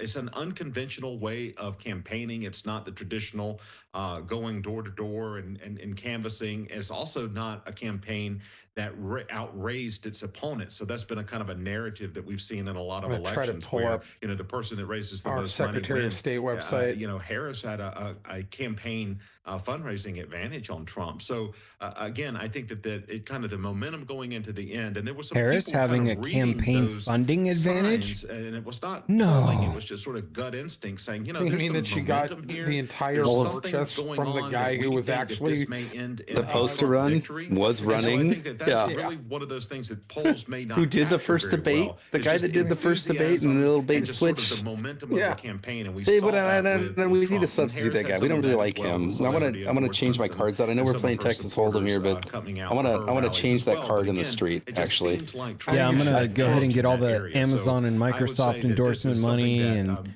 all the Hollywood folks and take all of the Joe Biden money that was legally raised. I'll just take that too. Just given the fact that they had lost in 2020, I think from this point on, it should be called like that moment in time should be called the debate and switch. So speaking on the fact that where he fended off his political opponent and both of the desk analysts for CBS. Here when we compare Trump and Harris and getting to this pivotal moment, now in the election cycle where we're seeing this, tight margins, but at the same time, like you were mentioning, how Harris, she did have all of that optimism right at the beginning. She had all the joy and optimism and grew up in a working class family, I'm told, a lot. The former president is really ahead in many of these states, kind of garnering all of that. When we think about the dude, so quickly, when is IBS again? It's April what? You can draw on that perhaps, February. February. Trump or Harris even maybe we're stronger at end of February. That point home and having voters you're getting a tattoo. Lucky comes down at the end of February too. So I think 26th, 25th, 26th, 27th, basically that whole week. I was going to try and fly back to see Dream Theater on the 27th, but that's way too much. And is another issue. That's more of a Democrat. Flying all the way down there, doing the show, hanging out with you, building a shed, getting a tattoo, flying back up to see Dream Theater. Were something that Trump was running ahead on. Now, what Harris to see him when they come to Vegas, I guess. Was I know. I just got an ad for Mars Volta and Era both playing this year. Same show? No, different shows. Okay. Because the Wage War was the headlining band when Era played that my brother and I just saw at Temple Theater in Tacoma. And they were amazing. Era and guests. So I think they're headlining whatever this is. Cool. Yeah, highly recommend it. They're, oh my God, they're so good. Yeah, but that was my first time seeing them. the Mars Volta when Thomas Pridgeon was still the drummer, but I'd still like to check them out live no matter what, even if they're 50 or 60 years old now. Candidate. Yeah. The other thing is that I think there's going to be a lot of discussion around how Harris came to being the nominee. So we had thinking about some of the bands that I listened to, Blink-182 and all that. They're as the nominee, all older gentlemen now. Kind of so here's the thing for our state, I'm getting all of our results up right now. Right. And normally our early voting, all the Republicans tend to be, they trail in the until all day of comes in. Yeah. So all early voting almost entirely leans towards our Democrat or independent base here. The Blue Mirage. Yeah. And all of our early voting tallying is complete within Kootenai County, and it is crushing. We haven't actually counted any. They haven't brought up any of the results for any day of yet. This is all just early voting, and like for instance, our U.S. Congressman Russ Fulcher, who was running against the Democrat Kaylee Peterson, and then two other independents. Kaylee Peterson only got 25.9% of the vote. He got 72% in early voting. Same thing with Phil Hart over Tom Hearn, 72 to 27. Same thing with Heather Scott over Lori Peary, 74 to 25. Looks like Dale Hawkins took 75 to 21 for the independent. So what you're saying here is that basically if the early voting results as you're reading them now hold for the day of, this is going to be a red tidal wave. Yeah, absolutely. Yeah, I gotcha. Yeah, and I mean it's down the line, and even some of the stronger races like Elaine Price had a pretty hard component in the fact that her opponent was Paula Morano, who's very popular in the area amongst the politicos on the left, and she still has 61% to Paula's 38%, and that's in early voting. Paula should have had her in early voting the way it typically has been for the last 10 years. Anytime there's an election, it's always where it's like, it's the early voting. Of course, the Dem is winning. Yeah. And even now, even in the hard races, it's a pretty wide margin between the two.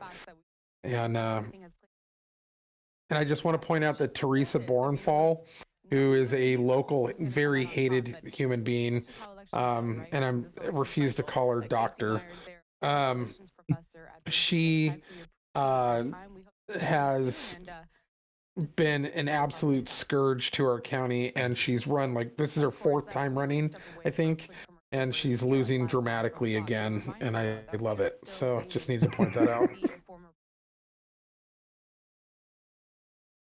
Yeah, it looks like Sheriff Norris is at 69% to Dan Wilson's 20%, and then Justin Nagel's got 5%. But at this point, even in early voting, Dan Wilson got 6,500 votes, where Bob got 21,000. So, wow. So when are they going to call that race? Because that's what, 80% of the votes just between the 5, the 20 plus, and the 60 plus. This is all just early voting. And it's all just early. I see.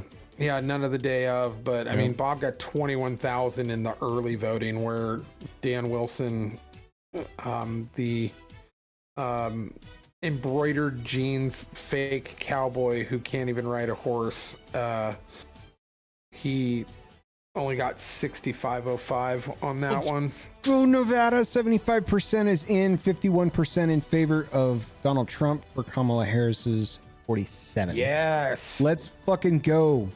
I'm driving the big red machine through the desert. Come on. My vote matters here finally. I was explaining to Paul earlier tonight that this is the first time in my life that I get to vote that's not in the western coastal United States. Yeah. Pretty exciting. Have you voted in California elections too at some point in your life? No. Or has it always been Washington, Idaho, Oregon? Washington, Idaho. I voted a couple of times in California.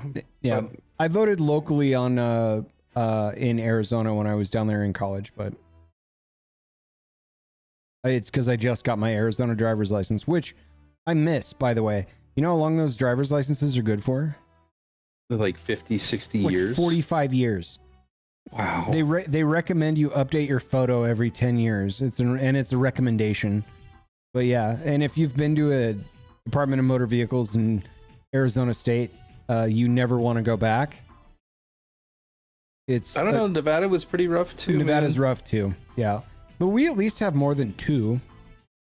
Well, and I do appreciate that it was organized. There's a whole ticket system. You knew it was going to be a long wait going in just asking. Bro, I had to go back. I had to go back there and pull a ticket and wait again. This time at the sheriff's department in the same fashion as the DMV, so I could go get fingerprinted for a concealed weapons license here. That's rough, dude. I was like, fuck, I get to do this again. Awesome.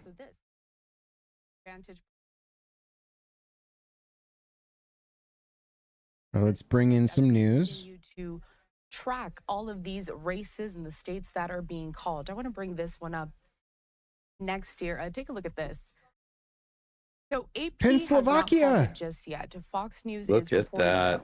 That former president 92% did win Pennsylvania. Now that's one of the states that we are really watching out for. Wait, are they calling it for Pennsylvania? We have Fox did.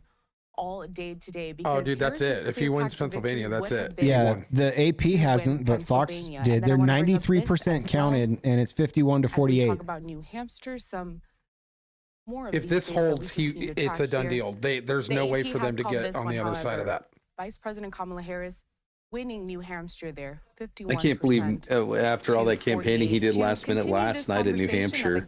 Was that last night? To the program now. Yeah, I think so. He went out there with him and Vance both. They had like 4 places. All in New Hampshire. It's just like, dude, what a maniac. They're calling it, but there's only 88% of the results in, and he's only 2% down. So still at 247. Now, the Associated Press has not called Pennsylvania yet. That's where we're going to be getting our figures. I'll be honest with you boys, there's 3 states I wanted so bad. My own state, Minnesota, and Hawaii. I know. I was wondering if you were going to bring up Hawaii. I knew that I wasn't going to get Hawaii, but yeah, who has ever gotten Hawaii? No, we know, but early on we talked pretty extensively about. I mean, they were abandoned by the Joe Biden administration and the federal government after the fires. Right. Like, right. Yeah, and they were given $700 a piece and said good luck. While we take all your land.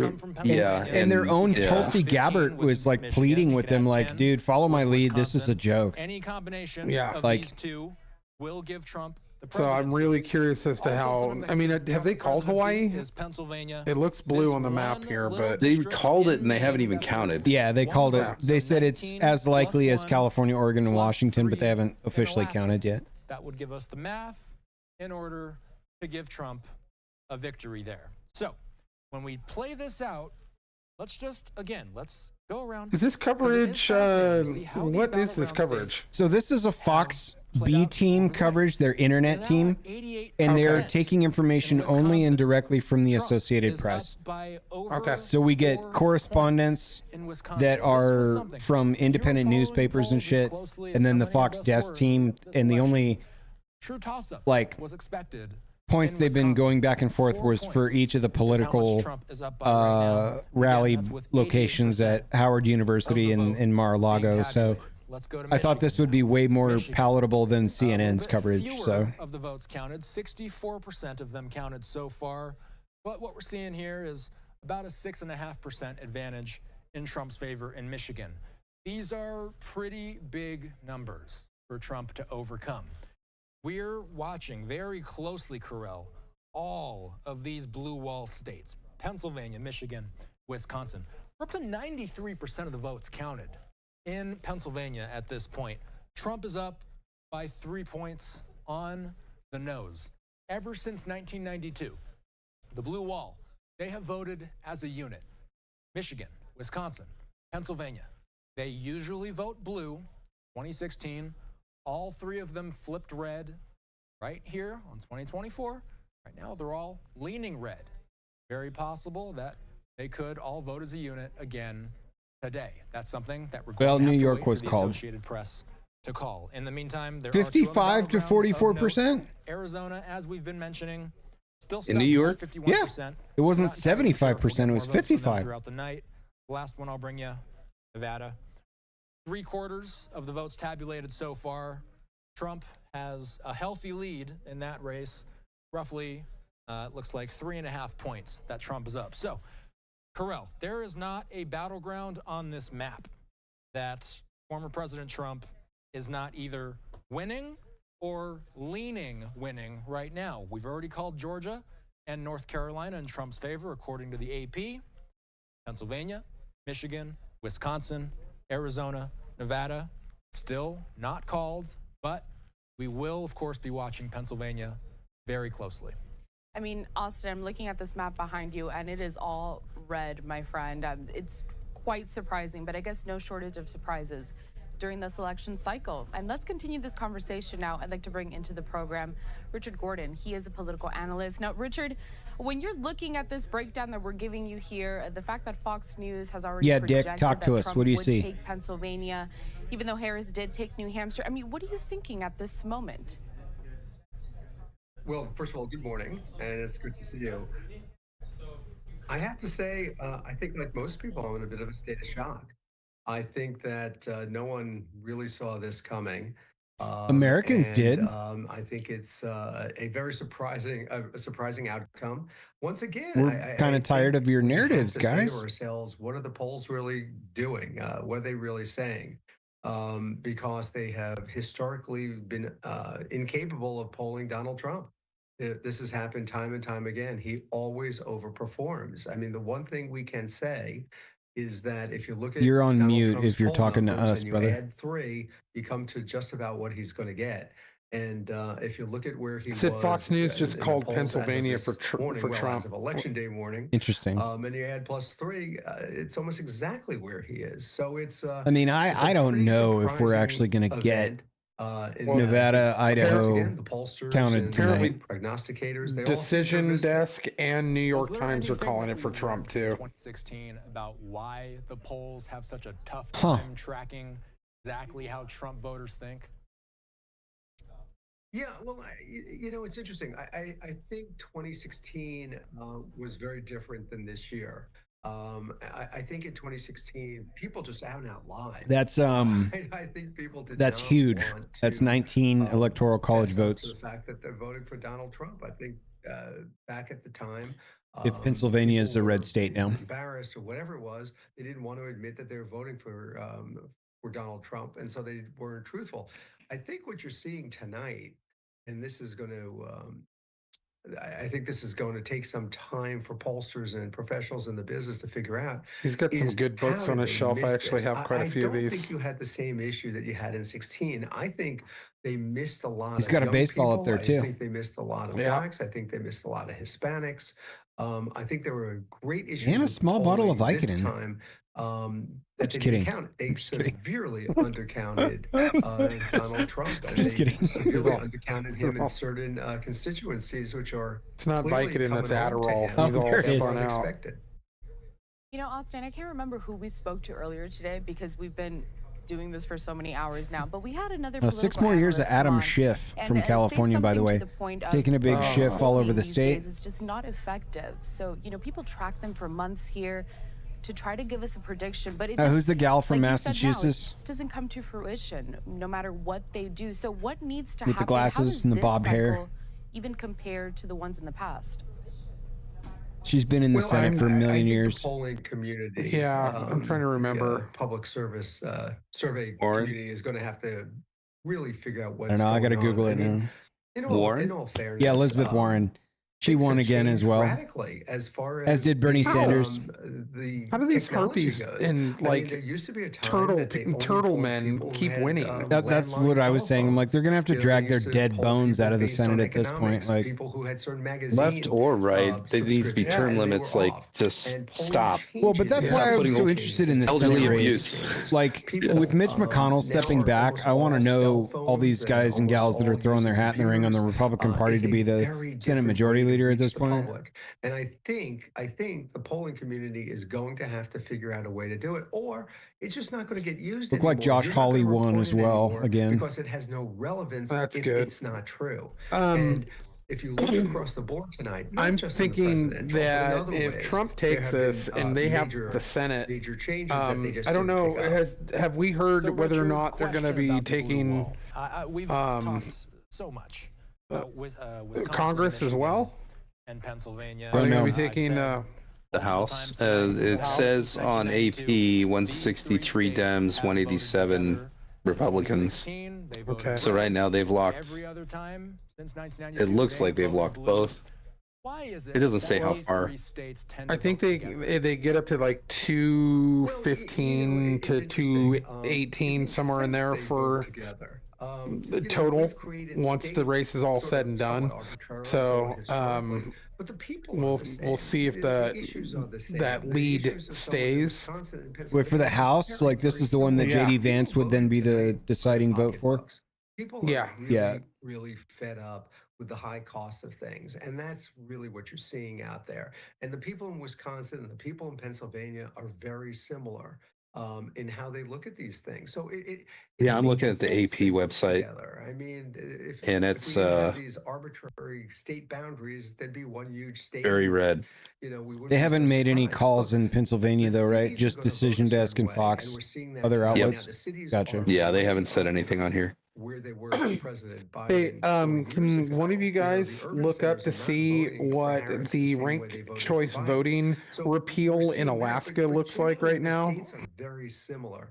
Sure. I'd be You know, very people curious aren't to all that see different. because You might live What in is one ranked state or choice another, voting? but, you know, ranked the choice voting economies of the is 3 states are basically very lottery similar. It makes a lot of sense to lottery vote the same voting. way.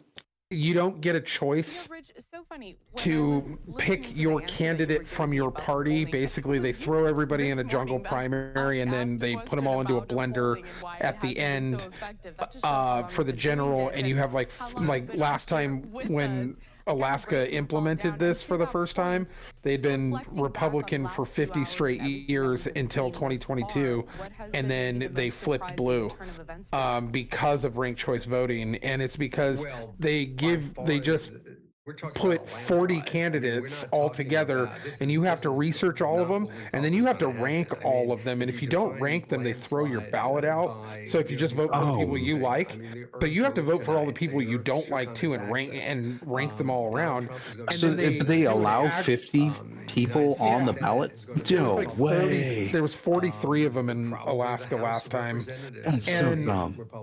And then what it does is it takes the aggregate through an algorithm and does percentages. So basically, like people in the middle of the road or lower on the lower half end up winning because everybody else just gets eliminated through a process that just kind of kicks them out. But it also like spoils ballots pretty quickly if you don't do it properly. They're like, oh, that one doesn't count. That one Right, doesn't count. right. And That's worse than not signing or not dating. It's you got to fill it out to a T then. Yeah, and it's super complicated. And so they're trying to do that in Idaho. We actually have it on the ballot right now. It's getting beat pretty good, and I'm happy about that because that You want to make sure it gets you want to make sure it gets smashed into the ground though. Over 50% of the vote is needed to pass. Alaska Measure 2 repealing the open primaries and ranked choice voting right now. Yes, repealing it is ahead by 50.5% to 49.5% with 25% of the state reporting, so it's tight. Look, if things Oh man, yeah, they put it on the ballot this year to try to get rid of. But ours right now, The Democrats are behind in Wisconsin. Proposition 1 for us Montana, with the early voting. Like in Michigan. There may be to implement it within our system, it only has 27% of the vote, as opposed to 72% against it.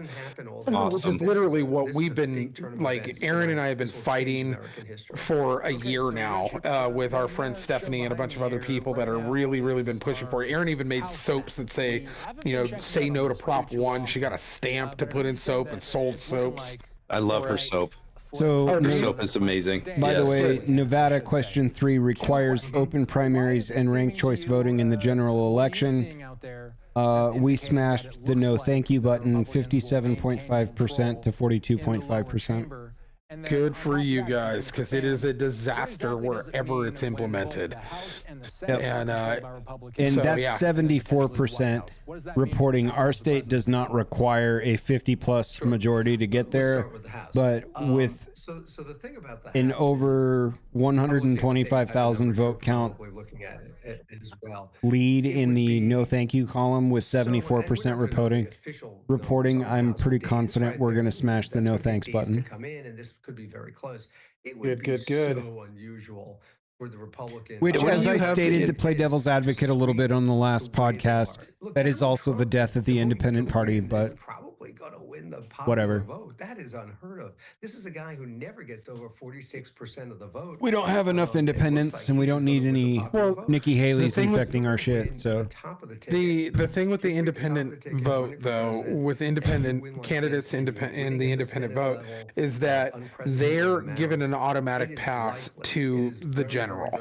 They don't have to run through a primary. The primary is specifically so that the Democratic Party and the Republican Party can whittle down and pick their candidate to send to the general, but all the independents get an automatic pass all the way right through. Kind of. We caucus it first and then we go to general. So President Biden put forward they usually get their asses. At least that's how it happens here. Yeah, they get their asses beat in the caucus, and then the general ascends from the Democrat and the Republican nom. But yeah, it's hard because the spirit of it is more aligned with how I think voting should go down. But in practice, also if you forget something, we're going to throw it out, I think is horseshit. One of the most effective presidents. It should be an NA or a null vote at that point, and they should just drop the percentage points like you would count any other statistic on a spreadsheet, but math and all. A lot of things. Right. And let's just make one comment about the courts. Well, there's people high-fiving now in Trump's area. What's going on here? We don't know how many more. I'm seeing posts on social media that people are like, for peanut. Yeah, dude. The Dan Crenshaw one was hilarious. His AI generated image of himself absconding through the woods with peanut on his back. These people could be in office for a very long time. The Democrats have dug themselves. What state was that in? That is going to take quite some time to dig that out. peanut debacle. I'm trying to remember. I don't remember either. I think in New York. It was up in Albany. Yeah. He will be the 47th president of the United States. Now, that's after they projected that he won Pennsylvania, and they're projecting that he's going to take Wisconsin as well. Well, I'm getting a pretty good response from all of my Seattle leftist-leaning people left in my social media. Are they? They are screaming? They're conceding. Yeah. Fuck indeed. What the fuck is wrong with this country? Yeah, I'm done. Unbelievable. Like, they're pretty much melting down right now. And I think the baby rage can be felt from this far south. Campaign party. Yeah. We're starting to see the celebrations. We're starting to see. Well, let's call some fucking races then. Let's codify some of these celebrations. And as we've said, Fox News has called this thing in favor of former President Trump. The reason why we here at Live Now have not been able to I'll be right back. Yep. is because we're working with numbers from the Associated Press. So far, the AP has Trump at 247. The AP not comfortable enough to call Pennsylvania, one district in Maine, and one in Alaska. There's also something to be said about Wisconsin and Michigan as well. Trump does have leads in all of these states. Yeah, it's pretty much across the board. They're pretty much all saying it's a done deal. We'll hear some news from the Associated Press, but for now, that's why one outlet is saying one thing, and that's why we're not quite able to report that same news just yet. The Associated Press not giving us the call in Pennsylvania. That's why, Carell.